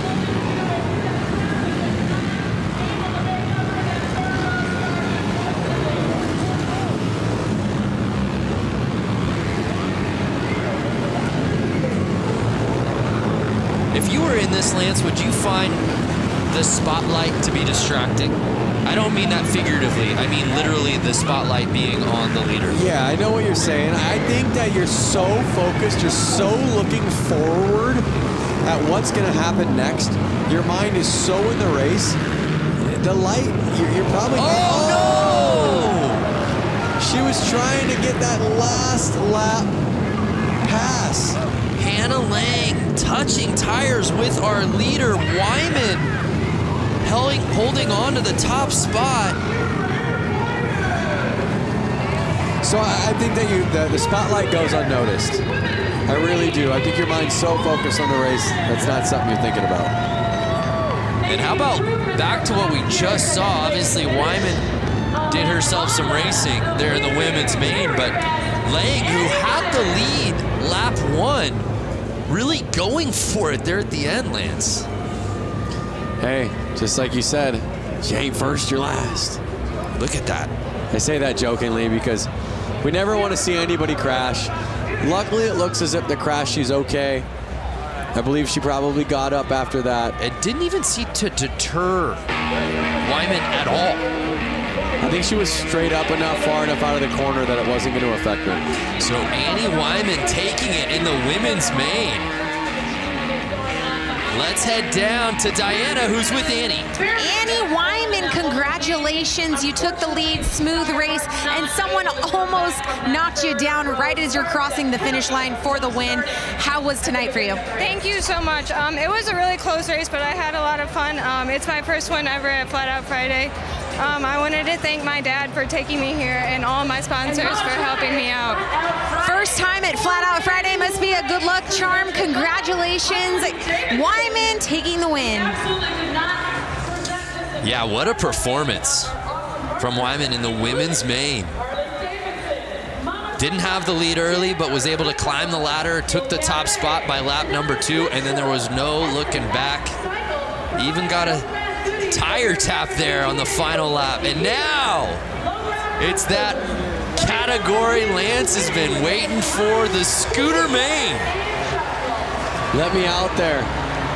I wonder if they would have let, I guess a scooter, you probably have to have that section in the bike where your feet can kind of sit on that platform. The scooter main. Do you have a scooter at home? I don't. I have once upon a time.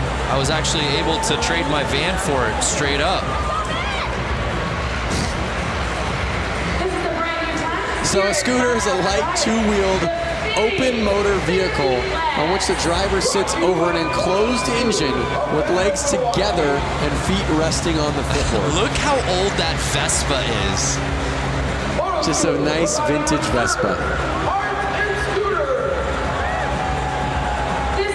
This is what Flat Out Friday is all about. 8 riders on scooters.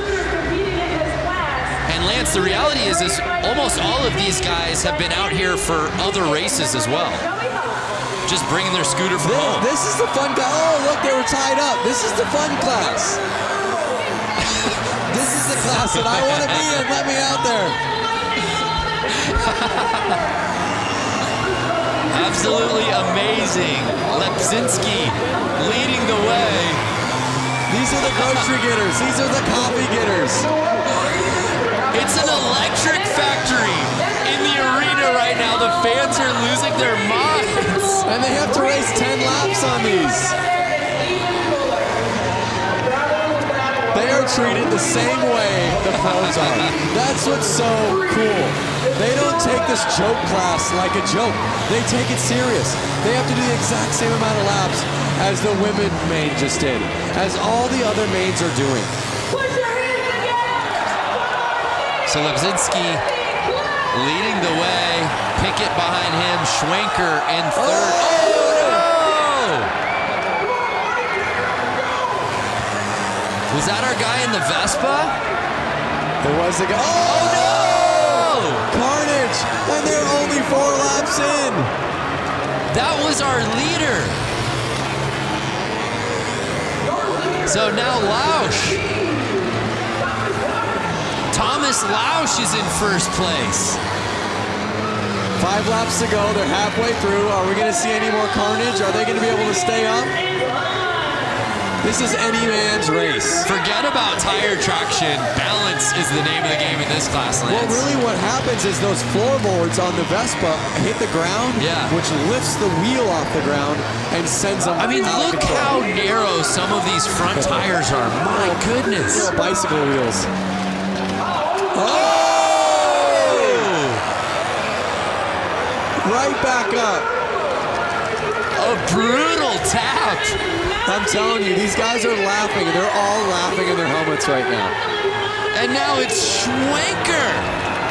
Logan Schwenker leading the way. Will he get past? And he does. Andy Pickett. We've seen 4 lead changes. And the checkered flag comes in. And Andy Pickett on the final lap. The crowd is going wild. Taking the W. There he goes.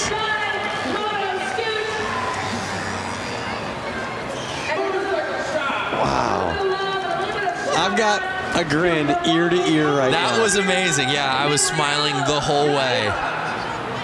Oh! Tucked front end right there.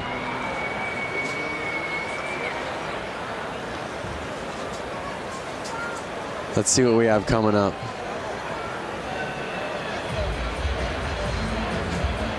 Oh! And just with so little weight between these guys' legs, it's like finding that balance. He's going to feel that on Monday. He's going to feel that tomorrow. A little bunny hopping across the finish line. The results officially coming in. And it was Andy Pickett, our fourth and final lead change, who was able to take the top spot away from Logan Schwenker. What a race, a crowd pleaser. Let's send it down to Diana, who's with Andy. I'm standing with Dante Scavo, who actually got last place. And you know what? I think he had the entire arena laughing and cheering for you, really. You went down in the corner, you head planted. Thank God for your helmet. Walk us through tonight's race for you. You know, I just wanted to represent all my buddies at C&L Machining and everyone in the Shitbox Scooter Club, man. You know, our shit really runs. All right, well, give it up for Dante Scavo. He had all y'all entertained for tonight. Thank you so much, Dante. Guys, back up to you. Thanks, Diana.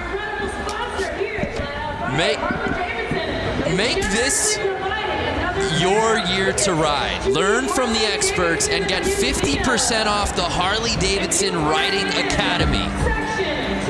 There's a new rider course. Use the code right now. We're giving you the code. RIDE50. Limited quantity available. The offer ends 3/3. That's March 3rd. That's just 3 weeks away. Less than 3 weeks. h-d.com/learn to ride for more info. Get 50% off, Lance. Head over to h-d.com/learn to ride. So here we go, the PW50 main.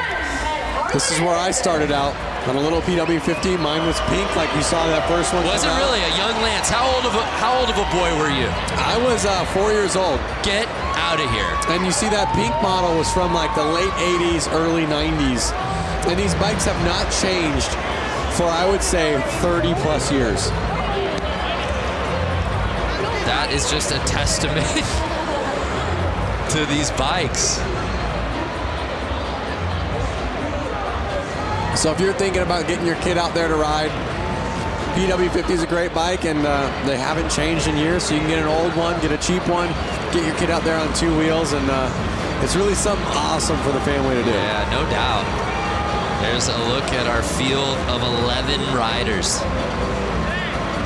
We don't have ages on these kids, but they've obviously gotten the bug. I'm gonna guess between 4 and 8. Wow. I'm gonna say 4 and 6, actually. That's just amazing that a 4-year-old Lance Corey was out here. And they're off! And it's the 38, Braxton Jacobson. Look at their setups. It's just like the adults. They have the carpet on the boot. They have little mini boots, mini helmets, mini chest protectors. They are kitted. And Braxton says, "Excuse me, field, I came here to do a little racing." Just getting his lap on. And Lance, he is riding at another speed out here tonight. He is riding at another speed. He's looking a little big on the bike, so I'm gonna guess he's a little bit older. But once again, he fits that bike. He's out there racing, and he's having a blast. Perfect form. And the checkered flags are out. And was there any doubt? Braxton Jacobson with a wave to the crowd. What a pro here in the PW50s.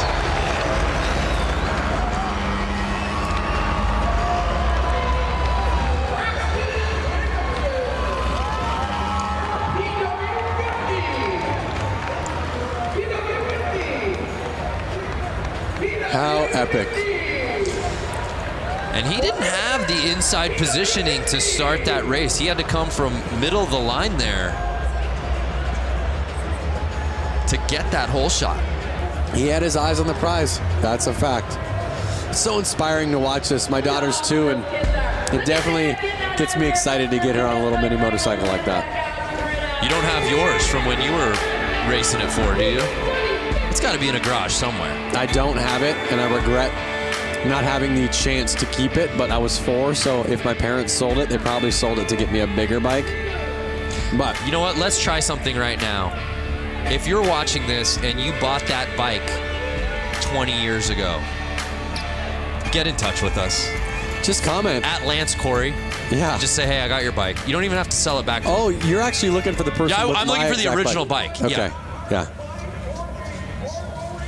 I like that. Well, it's been a great night of racing so far, and with plenty of action still to come. Let's take a moment now to get to know a very special family of riders in the Harley community in a series we like to call Beyond the Track.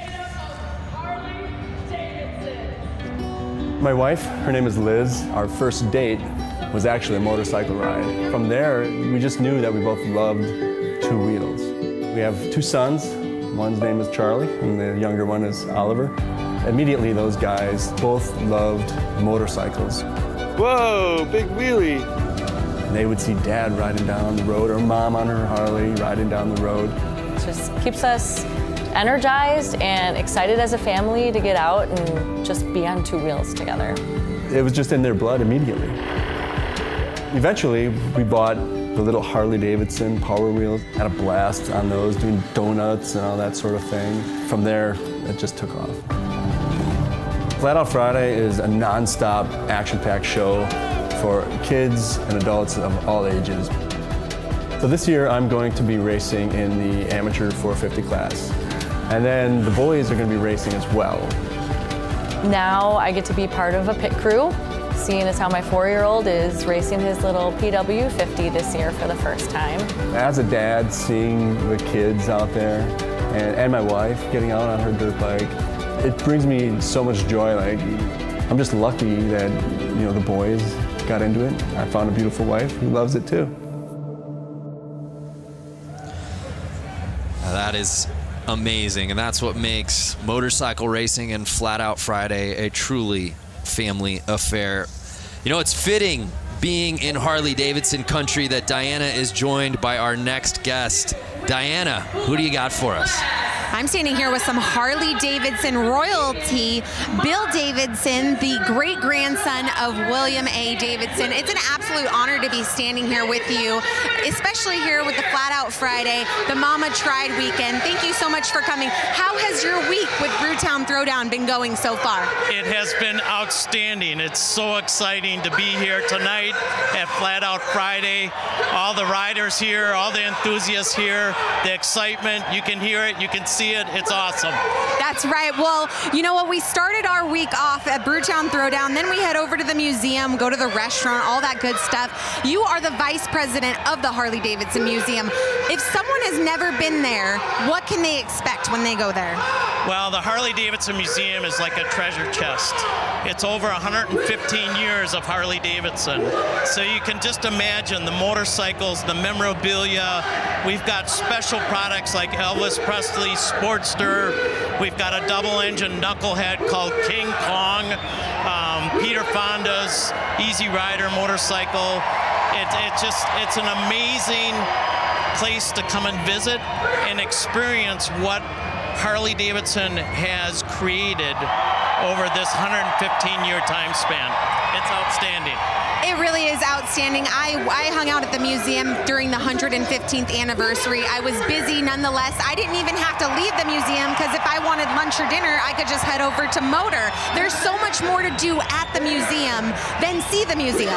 Absolutely. There's a great restaurant called Motor. There's a bar called the Can Room. We've got so many events that take place. We do bike nights there.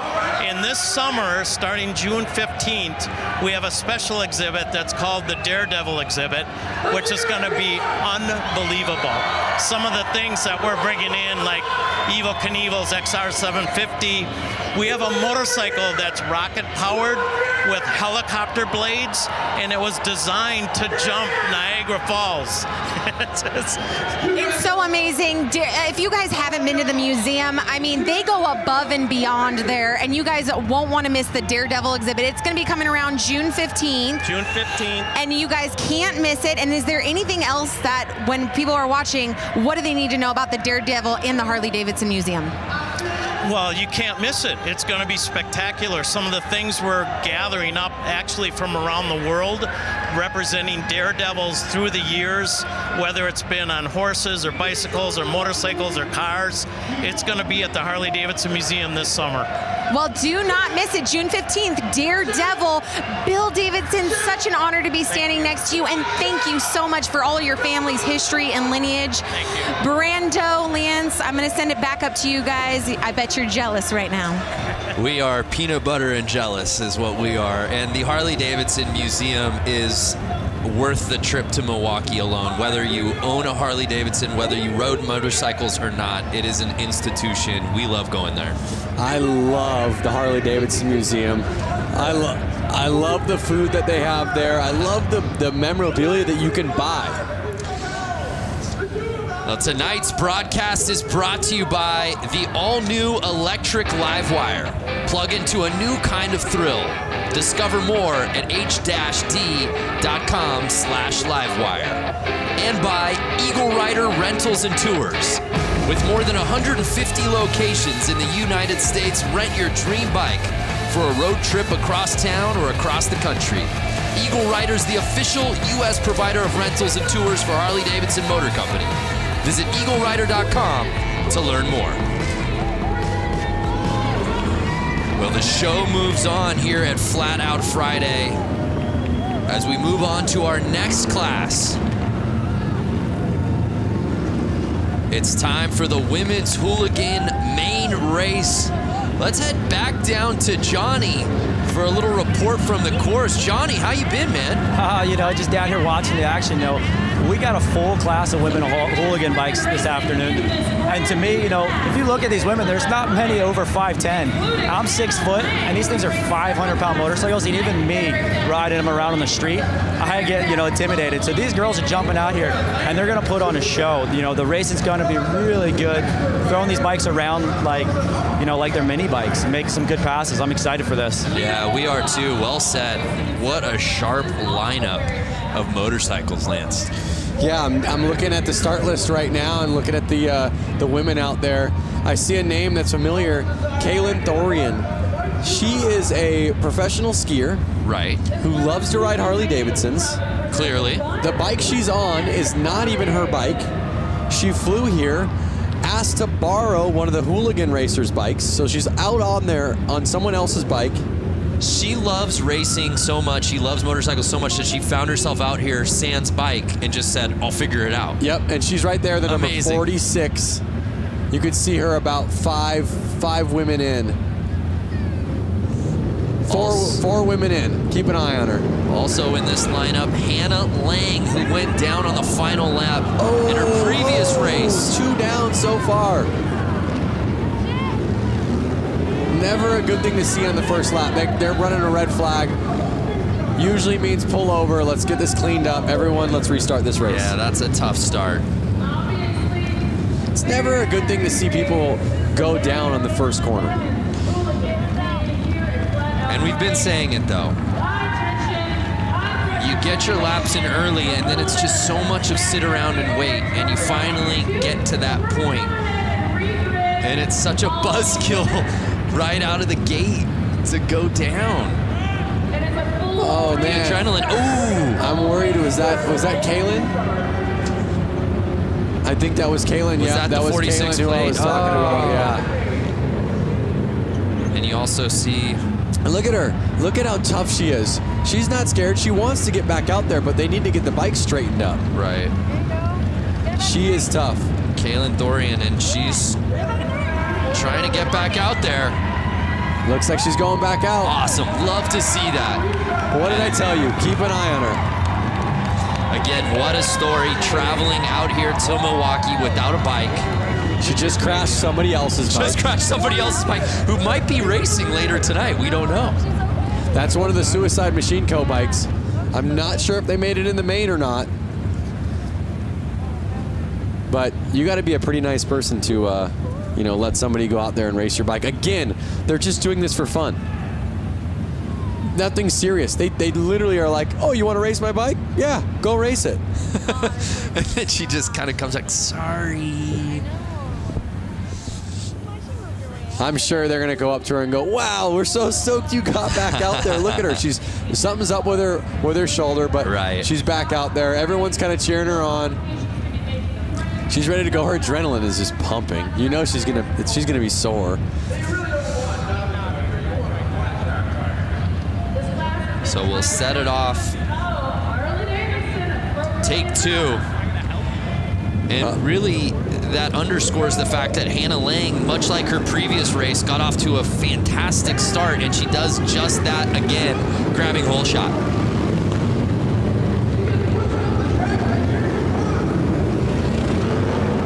Hannah Lang looks to have qualified first, and now she's in the lead. We'll see if she can keep that fastest lap time in the front of the track. So she's holding on to the top spot, but she's on the outside. Oh! And she pushes off.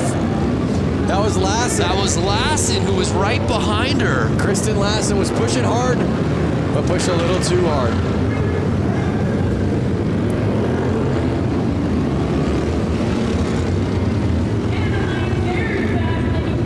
And now you're starting to see Lang lap. Orloff sitting behind her. But I don't know, it's still early, Lance. Who's going to catch Hannah Lang?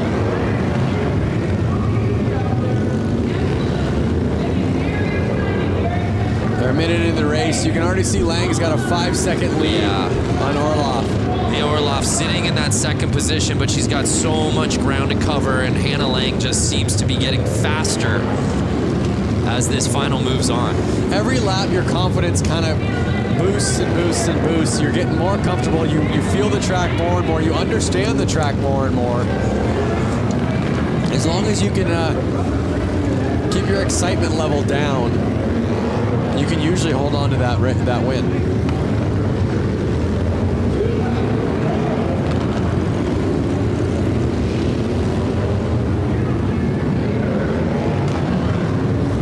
Two laps to go. Hannah Lang, can she go the distance and win this thing from start to finish?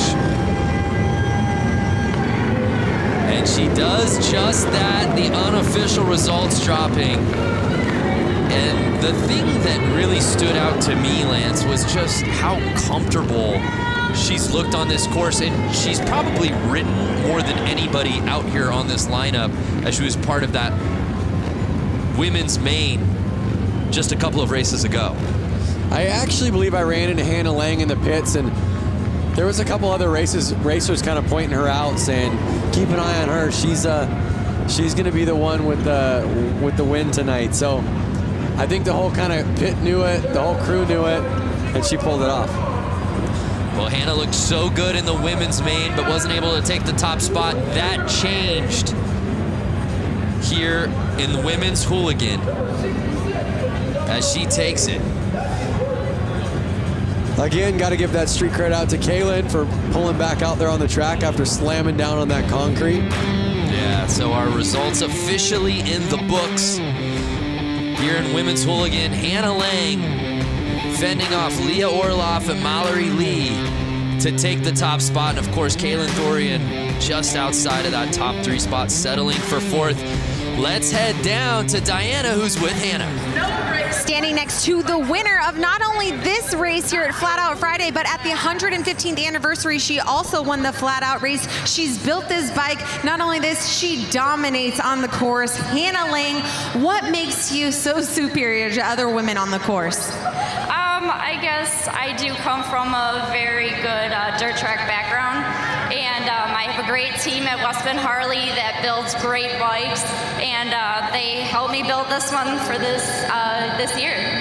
Well, she's taking home another win. Guys, we're going to send it back up to you. Hannah Lang taking the win here tonight. Yeah, Diana reminding us of just how good she was at the 115th. Yep. Late last year. Confidence is key. So we turn our attention now to the next class. It's time for the amateur main.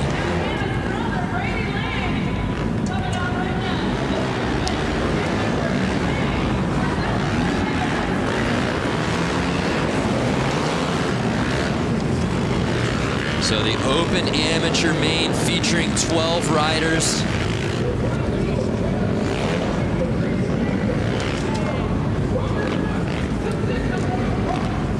Headlined by some familiar names, including Matt Schmidt.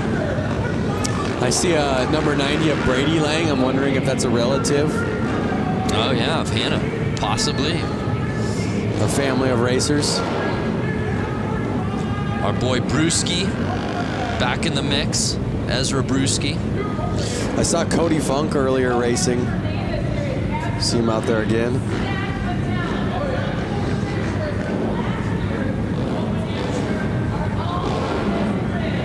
Our lineup set for the Open AMs.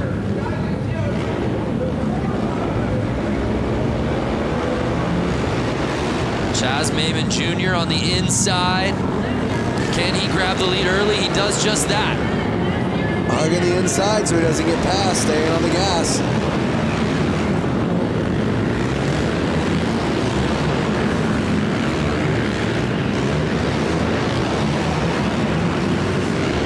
The nerves are up right now, 10 laps to go, and these guys are on the gas. They are wheel to wheel right now. Lang is on Chaz Maimon's heels. Can he catch him? And you see him, Lance, trying to get that inside, but Maimon not giving him any room. They are not letting off. They want to pass. It's such a tight track. It's so hard to pass, but we've seen it happen. It might happen. 6 laps to go. Look at how fast this race is going. And Maimon just continues to be relentless with holding on the inside. Lang's doing everything he can to push through.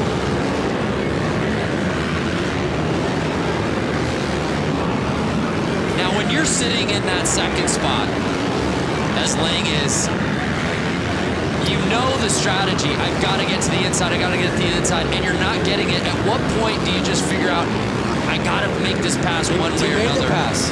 Did he make the pass? Oh, man down, rider down.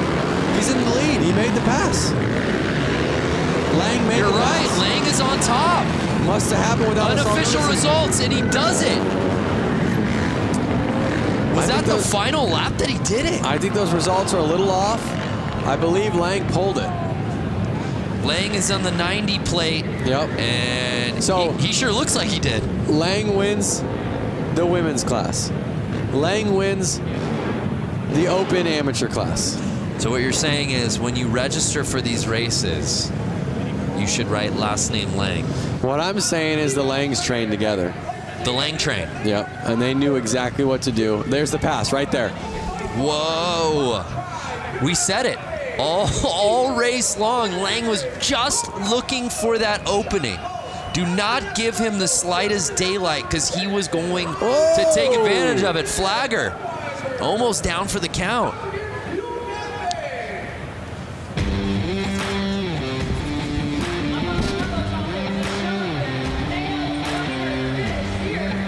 So it appeared that Brady Lang, when it mattered most on the final lap, was able to make his pass to the inside. Let's send it down to Diana. Here with Brady Lang, the winner of tonight's Flat Out Friday, but he also won at the 115th anniversary. Now here he won, making a clean pass on Maimon. Walk us through what happened. Well, he was leading, I was working on him, and he screwed up and I took advantage of it. Taking advantage of it. And I know for those of you watching on Facebook Live right now, you can't hear the crowd, but you know what? That one got him good. Is there anyone that you would like to thank and also congratulate your sister, both of you guys winning here tonight? Yeah, I'd definitely like to thank Southeast Sales, West Bend Harley, Spectral Oils, Bell Helmets, Trier Distributing, Moose Racing, Promotion, and that's all I can think of for now. All right, congratulations. Another Lang on the podium. Brando Lance, back to you. Brady Lang is an absolute gamer. Diana, next time you ask the winner I want to know like what they had for breakfast and lunch. Were they so nervous that they could barely eat, or did they load up? Yeah, what was the meal of choice today? Were you a guy? You obviously competed at the highest level at X Games, winning gold. How about nerves? How much did that play for you on race day and contest Nerves day? were huge, and I always tried to eat a super bland meal. I would eat rice, chicken, something that I knew wasn't going to mess my stomach up. I'm sorry, Lance. We'll have to continue this thought in just a second. I'm not quite sure what's happening here. Awesome time being in Milwaukee and hanging out, having a great time. I brought some of my guys with us. We're having a great time watching the riders in the back, watching the races, doing a great thing. We want to thank everybody for coming out tonight. Let you know we got a big show coming up at Turner Hall in September. We got a couple other big shows coming up. We hope to see you guys if you're in town. I want everyone tonight, have a drink, have a good time, get a little rowdy, get a little crazy. It's become rogue down here on the course. Diana, what's going on down there? You know what? I have a little bit of wrestling experience, and this to me looks like a showdown. Oh my goodness. You're so lucky, Brandon, that you're not down here because I feel like they would break you up into little pieces. Oh, wow. They would just chew you up. Tell me how you really feel. Jeez. Oh, no. They're not going to. Diana, they're not going to throw him on this table, are they? No. Whoa. Thank you, Milwaukee. Lance, the man has a family, Lance. What did they put in their Wheaties this morning, guys? That's what I want to know. They just threw that man on a table and broke the table. Was that Vance or Lance? Hey now. That was Lance's alter ego, Vance. You know, that's got me thinking, Diana, Lance. Obviously, these wrestler takeover. What would be your wrestling name? Diana, what would if you're wrestling? What would be your nickname? You know what? I honestly can't even answer that because I don't know. Why don't you give me a name, Brandon, right now? Give me a name. Diana. What rolls off the tongue with Diana? Dirty Diana. Okay, you said it. If you could say it, I could. That would be your walk-in music. Yes. Michael Jackson, Dirty Diana, right? I would even do the little hip thrust, you know, like little pop that he does. Woo! Ow! Lance is quiet. Look, you can't even get a word out. He's just. I was the one that went. Ooh. Oh, okay, you mean Lancelot? Lancelot. I was getting it. And he would be like a knight theme, like sort of a middle-aged theme, Middle Ages. Exactly what I was just gonna say. He would come out to the Lancelot music, have a sword. Girls would love him. Diane, how's it going over there? Diane, is that you? Vance and Diane, the alter egos have come out. Oh my gosh. Hey, it's time for some racing. Who's ready for Booty Man? Booty, the best race of the night. Booty Mains. Lance, you love this one. Talk to us about Booty Main. Booty Main, basically, they got to be on a pull start bike. It's got to have no suspension. I guess they probably get a rear brake on those things. It's kind of something that you would pull out of your shed with your lawnmower motor in it. It does sound like a lot of lawnmowers. Uh-oh. Oh, JJ Flaherty out in the lead with his white leathers. JJ Flaherty's a local out here. He is. He didn't make the main for the hooligan class, which I'm sure he's bummed about, but that's why he brought this bike out, because he wanted more laps and he wanted more racing. JJ Flaherty, an absolute fan favorite. I was walking the concourse earlier this evening, and kids were beyond stoked to meet him and get his autograph out here tonight. A lot of JJ fans here at Panther Arena. You see David Kilkenny right behind him. I've seen both of these bikes racing right at the peak for the last 4 or 5 years here. Can Kilkenny catch him? It looks like he was making the pass, but Flaherty. Oh, I think he did, Lance. I think this win. Both Kilkenny. Notice the lines they're taking. That is what's making who's going to pass. They're going outside in, passing the guy in jeans. One of the guys just needs to take the other one out. Just clean, take him out, push him over. This is the battle we've been waiting for, Kilkenny. Over the jump, the only time I've seen it used. Kilkenny versus Flaherty in the booty main. Can Flaherty get the lead back? Take him out, Flaherty, take him out. I wish I had an earpiece right now into Flaherty's ear. Take him out, take him out. Sweep the leg, JJ.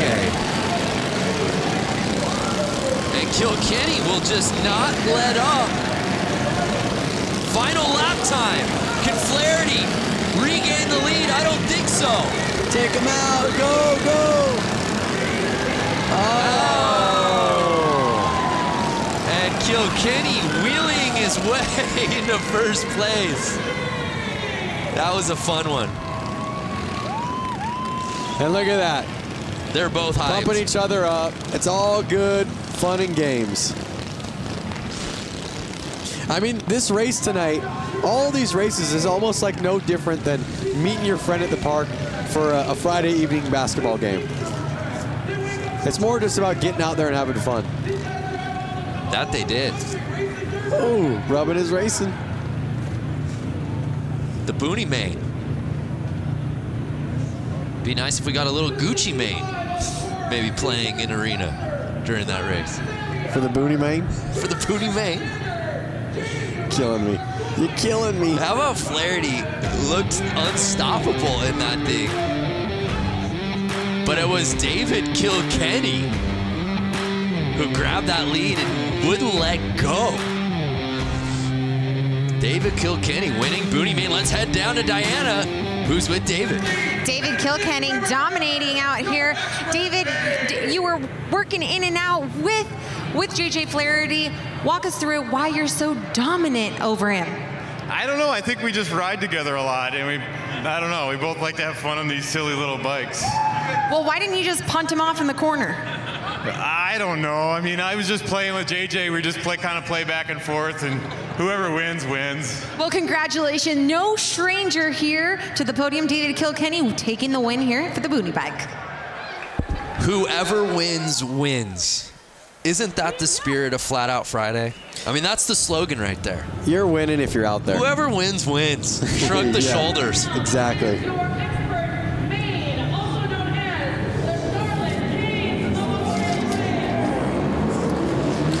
Now we're getting into the big dogs, Lance. Expert main. That means we've got to bring in our pro, Johnny. Break down this category for us, these riders, these bikes. So, you know, these guys are on 450s. They're used to racing on bigger tracks. You know, the spectators are about the same, so the nerves aren't so much. It's just a tight track that's really going to amp these guys up. You know, all day long they've been watching the track, you know, really seeing if the track is changing. Because these guys, unlike those guys, you know, just said on the boonies, hey, whoever wins, wins. It's not these guys. They're wanting to take home this win. Even though they're not the big show here tonight, because the hooligans kind of take over, these guys want to win. They have bragging rights because this is all season for them, and they want to go into the season saying, hey, I won Flat Out Friday. I bumped the guy out of the way. You know, it's going to get aggressive. These guys are going to put on a good show. You know, and it's going to be a quick race. It's going to show some cool racecraft out of these guys on this racetrack. Yeah, that's a really good point from Johnny. It is a really nice teaser for the season for a lot of these guys. On top of bragging rights, there's something about getting this win here tonight. And just to add this to your resume as another win, sure. it always helps your resume to have one more win on it. And they're off. It was the 65 who got the lead. And oh my, the 20 plate. Doing a little bouncing and taking over the top spot. One of Harley-Davidson's themselves. Jared Vanderkoop.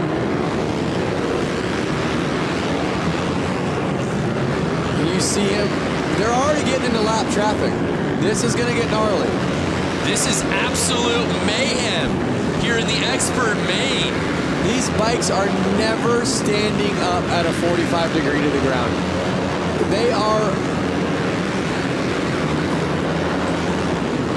actually at a 90 degree to the ground. They're at a 45 the whole time. I know you can't see it because there's not a camera. Lance literally pulled out a protractor out of his pocket and started putting the degrees to make sure he said it right. They are never getting they're staying at a 45 degree. They're never getting even to a 90 degree to the ground. So Vanderkoy in first place. Oh, a little tap. Like, get out of my way. As he's making the this. laps.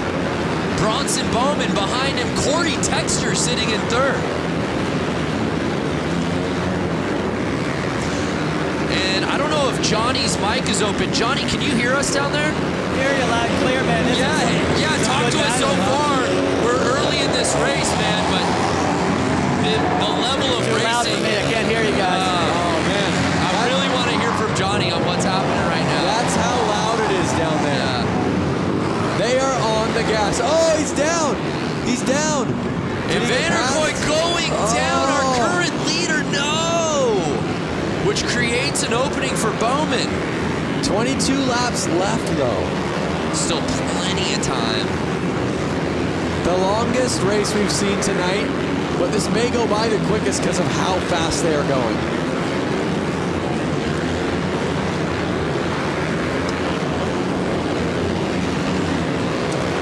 So it's Bowman still in first place, Corey Texter behind him. And you know who I don't see any side of, at least at the top, is the 69 plate, Sammy Halpert. Notice how fast these guys are changing positions right now.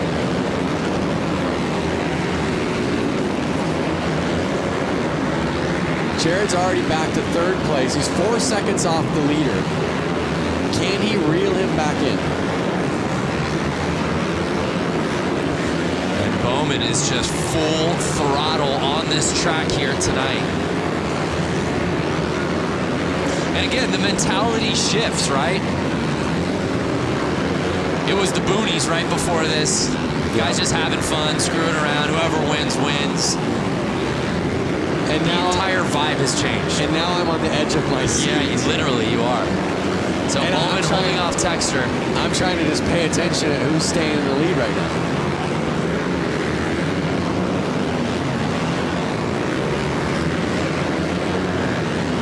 So Texter just over a second off. It's really a two-man race. Final 9 laps to go right now. Spotlight is staying on Bowman. But again, credit to Vanderkoy for getting all the way back in. Now he's sitting in third. 8 laps to go. 7 laps to go. You're right, though. In the blink of an eye, we went 25 down to 6 laps. Yep. That 1/16th track will do that to you.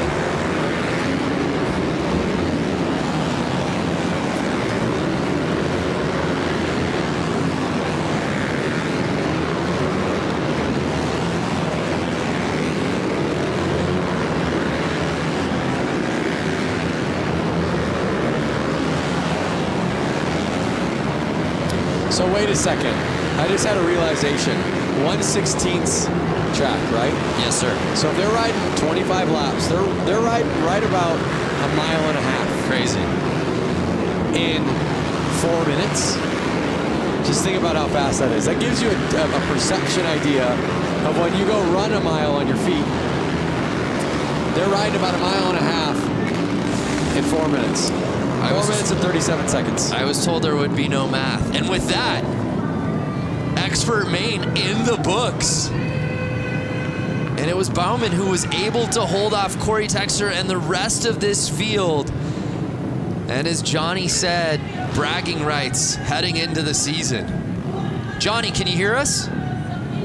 Now let's calm down a little bit. Yeah, that was some talk to intense us, racing there. Talk to us about what went down. Sorry, I lost it there. Now I can hear you again. Yeah, Johnny, just your analysis of that race. As you said, early season bragging rights on the line. Yeah, you know, it was definitely a bar bag, and, you know, Vanderkoy just lost it there, spun out, leading the race, and then, you know, with Texter catching him, I don't know if you guys really caught on to that, but it came down close. I think, you know, if they would have had a little bit more laps, you know, that happened really fast. our races are a little longer time, not laps, but time. Right. You know, these guys had enough energy to keep going, but it was, you know, just ran out of time. But that was a good race. You know, you have to put up to these guys. That, you know, they fall, but they're doing 7 seconds around this track. I don't know if you guys realize that, but it was 7 seconds of lap time with these guys. So they're traveling a lot of distance pretty quick in this little arena. The results are in, and it was Bronson taking the top spot. Jared Vanderkoy was leading early, but unfortunately going down. Still a top 3 finish, but wasn't able to win the thing outright. Let's head down to Diana, who's with our winner. Your 2-time winner, Bronson Bauman. Congratulations, capitalizing off of Vanderkoy's mistake and brought home the win. Yeah, definitely. I hate to see my best friend go down like that while leading the race. I would have been pumped with the 1 and 2, but you know, luck has it. Last year I crashed during the main event and picked it back up and got the win. So to get the win again here tonight, 2 years in a row, is awesome. Well, keeping it rubber side down with a clean line brings you on the win. Congratulations, 2nd win in a row for Flat Out Friday, Bronson Bauman. Congratulations to Bronson. That was some racing, no doubt about it. That was epic, but as you heard him say how stoked or how bummed he was for his friend, he said he would have been cool with 1 too. Right. So they kind of all have that mentality out there. And the lights are down, which can only mean one thing. It's time for some hooligans. Is it the hooligans already? This should be the open hooligan main.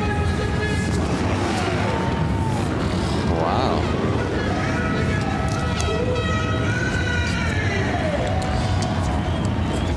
The night is going by so fast. Crazy. I'm like, we're already to the hooligan main? Really the foundation of Flat Out Friday. The spirit of this night of racing is really headlined by this class, Lance. A group of guys that really got this going from Southern California that made it kind of known in the social media world and showed the fun about it and showed that you don't need to take it too seriously. You can have fun. You can build these bikes in your garage. You can work all week. You can go out with your buddies and you can go race. And it's really caught on nationwide and I'm sure worldwide. And it's just so cool to see this class have 100 people sign up for it today. Unreal. So a lot of familiar names in this starting list, and they're off.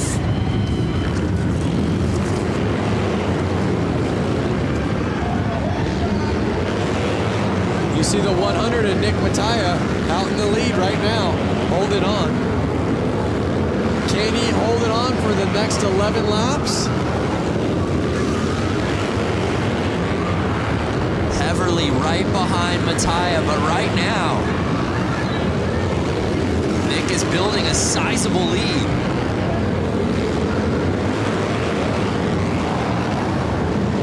And now Mishler passing Heverly, for right behind Mattia. Can Danny Mishler bring it and try to find an opening?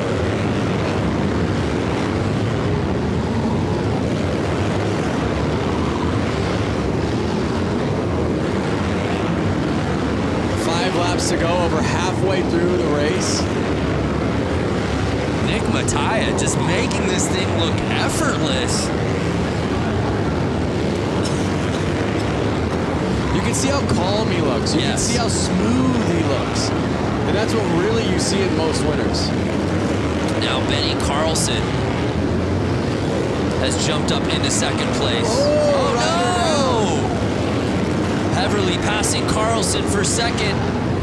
I don't know who's going to be able to touch Nick Mattia for that top spot. As he passes the checkered flag. Nick Mattia getting the whole shot and never looking back.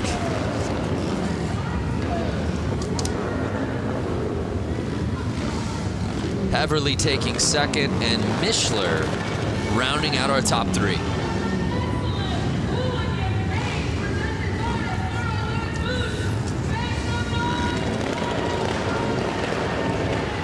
Look at that, rubbing his racing. Yeah, there's a great look on the inside.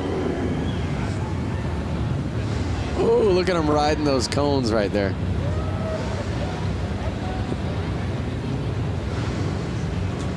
But Nick Mattia. Is this the crash? Look at that. Yeah. See what it is? The side of the motorcycle touches the ground, which lifts the rear wheel off the ground, losing all traction. Bike goes sliding. So Nick Mattia taking the win, heavily contested though. It was really a battle for second place between Carlson, Mishler, and eventually Heverly, who ends up taking that spot. But it was Nick Mattia winning the Hooligan Main. Let's head down to Diana, who's with Nick. Standing with the winner, Nick Mattia, congratulations, taking the whole shot and running a clean, solid race to the finish. Yeah, thanks to my dad and everybody that helps me so much. I got a rocket start and was able to get out front and just kind of put in some consistent laps. You were just telling me that you pretty much came here and reclaimed the Mattia name. I'm not going to say that there's a ton of weight on my shoulders, but I felt like I needed to do something after my brother's crash last year, riding Charlotte's bike with 2 laps to go. And I'm happy to bring home the win, especially for him.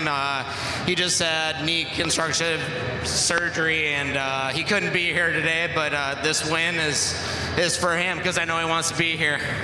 Well, a huge win. Congratulations to Nick Mattia and the entire Mattia family.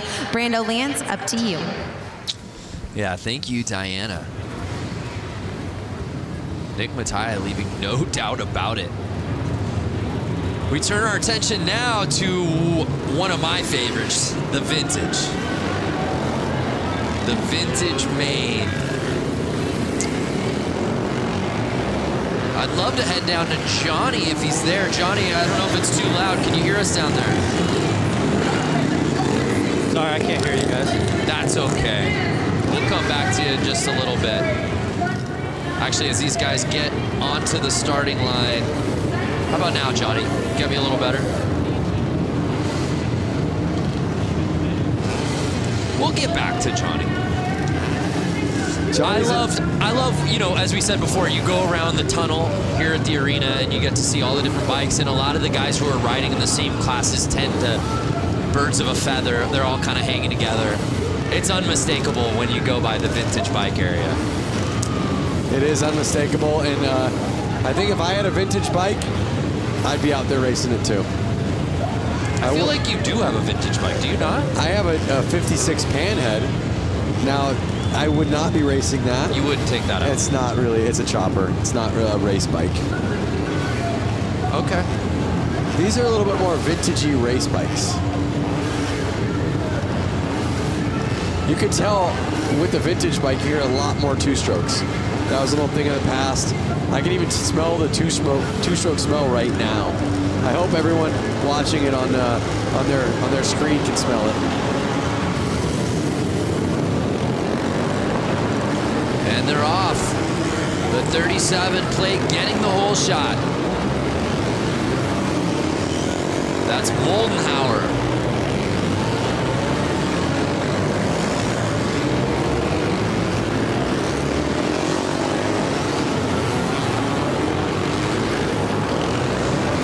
Really neat, Lance, was watching this class out during the Harley-Davidson. Oh, look at that. Oh! Couple bikes down. I'm not sure if they've broken down on them. They're just not able to finish the race because how old the bikes are. To finish that thought, the Harley-Davidson 115th anniversary races, when we did the beach race, and seeing a lot of these vintage bikes out racing on the sand. That was incredible. So Moldenhauer really just kind of weekend cruising right now to the lead. Yeah, it doesn't look like anybody. Oh! Doesn't look like anybody's pushing too hard. I think those vintage bikes might be dropping some oil on the track, which is making all these riders go down.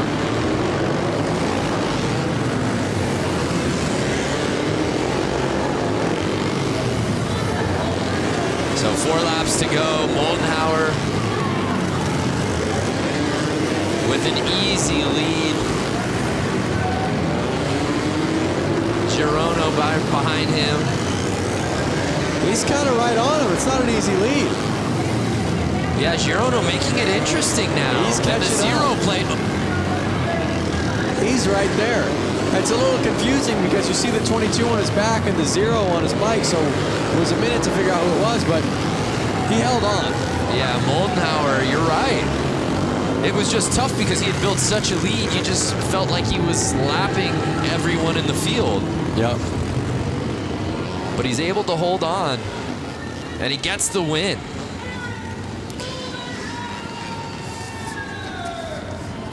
Next up's my favorite class. Name, Goofball. Yeah, I can't wait for that one. Same name that I call you. Yeah, Goofball. That'd be my wrestling name, I think. The Goofball. So congratulations to Moldenhauer, who grabbed that whole shot and then clinged to the lead. He said, "You shall not pass." And no one did. It's his race to win.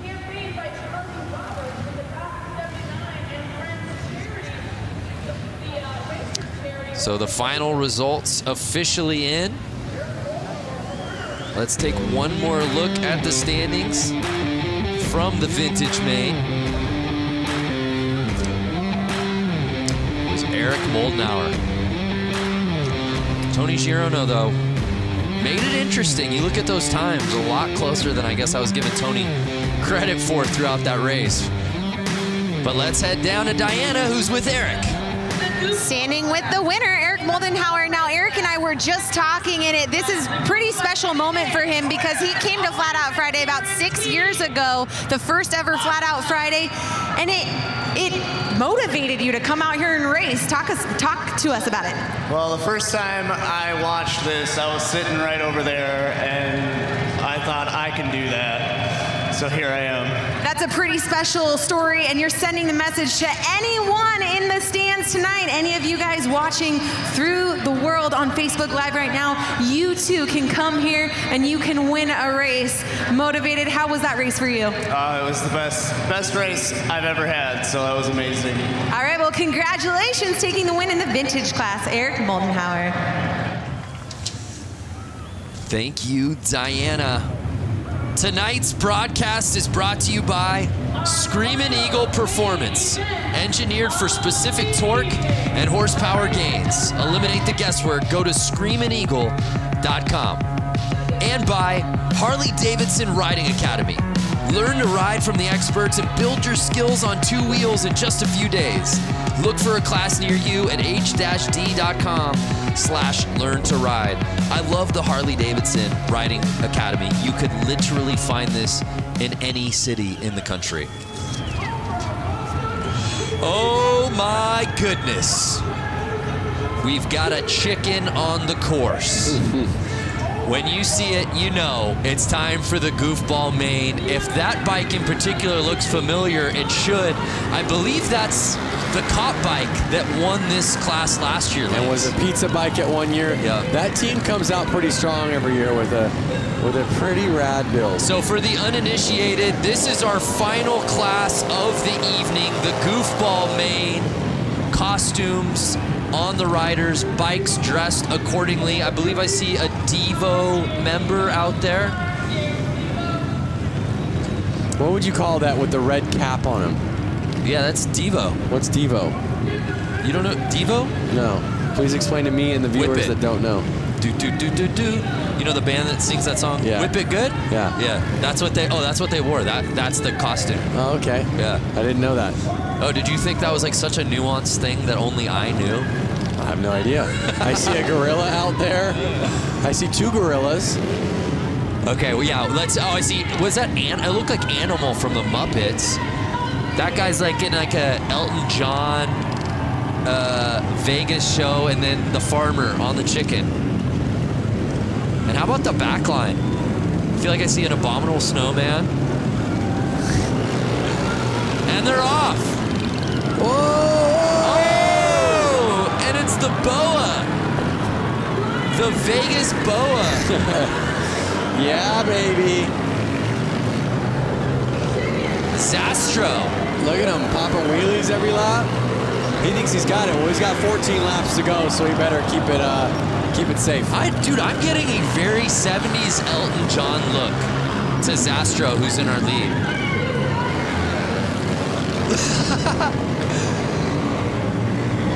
An unmistakable flair from Zastro around this course.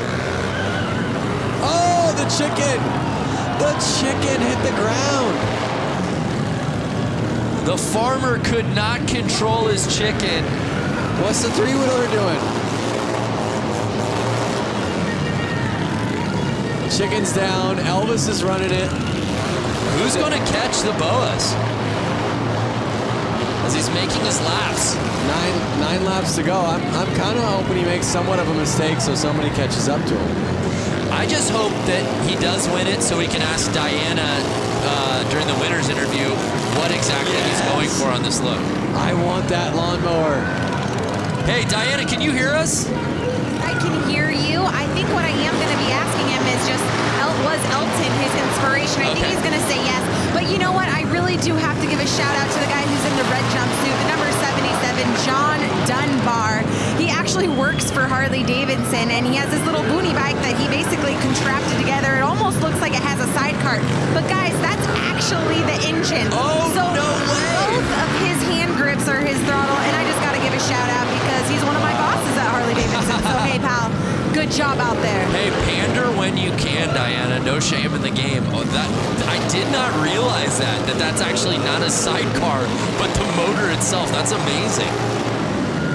I think he legit has two motors on it. Two engines on it, I should say. Bike's off to the side. Everyone's being goofballs.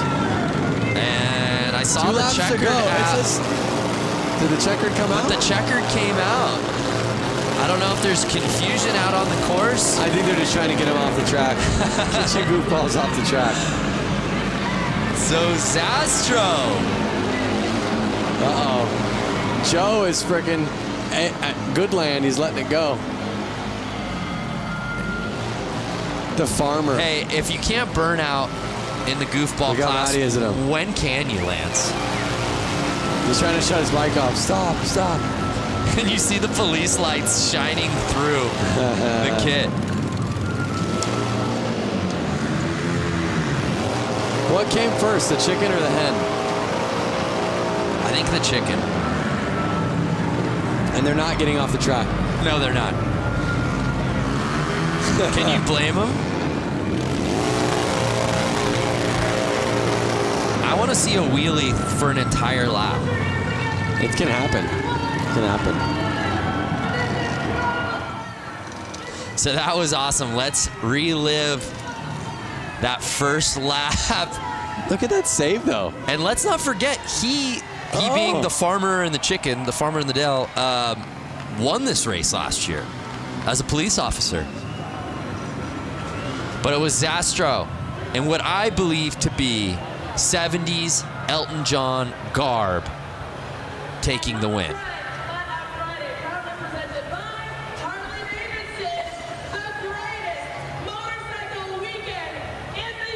And again, you would wonder if the boas, just like tassels on some of the previous drivers, would inhibit the speed. It didn't do it at all. Look at how many guys are trying to stop Farmer from doing burnouts. Well, let's send it down to Diana, who's with our winner.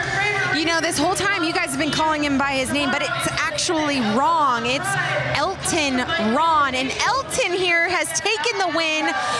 This was a great class, and I just love that we have Elton in the flesh. Thank you. I'm just glad Harley brought me back after 16 years.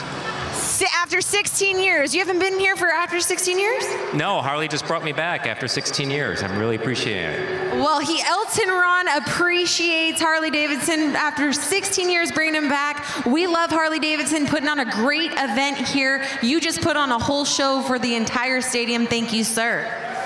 Thank you. I'd like to thank Andy Mock from Motoscoot. He completely did this. I just got back in town. The people that put this on, obviously. And Mike Pence, too. Awesome. Well, congratulations, Elton Ron, taking the win here for the Goofballs. I love it because Ron Zastro got the whole shot, got the lead, and then immediately went wheels up and just wanted to have a good time through that first lap. I just wanted one note from Elton Ron. Just one hit. Just one Rocket Man. Yeah. Rocket Man. What a night out here at Flat Out Friday. I hope you fans watching at home, have you enjoyed it as much as Lance and I have. Let's do a little social recoup if we can. I'd love to see what people were saying that we're watching. Ride with Peaks, 2:22 in the UK, and I'm hooked. This is amazing. Flat Out Friday. Please put my tweet on the Jumbotron. I love racing. That's all I ever wanted. Well, Cold Cucumber. I don't know if it got on the Tron, but you got on the screen on the big show, baby.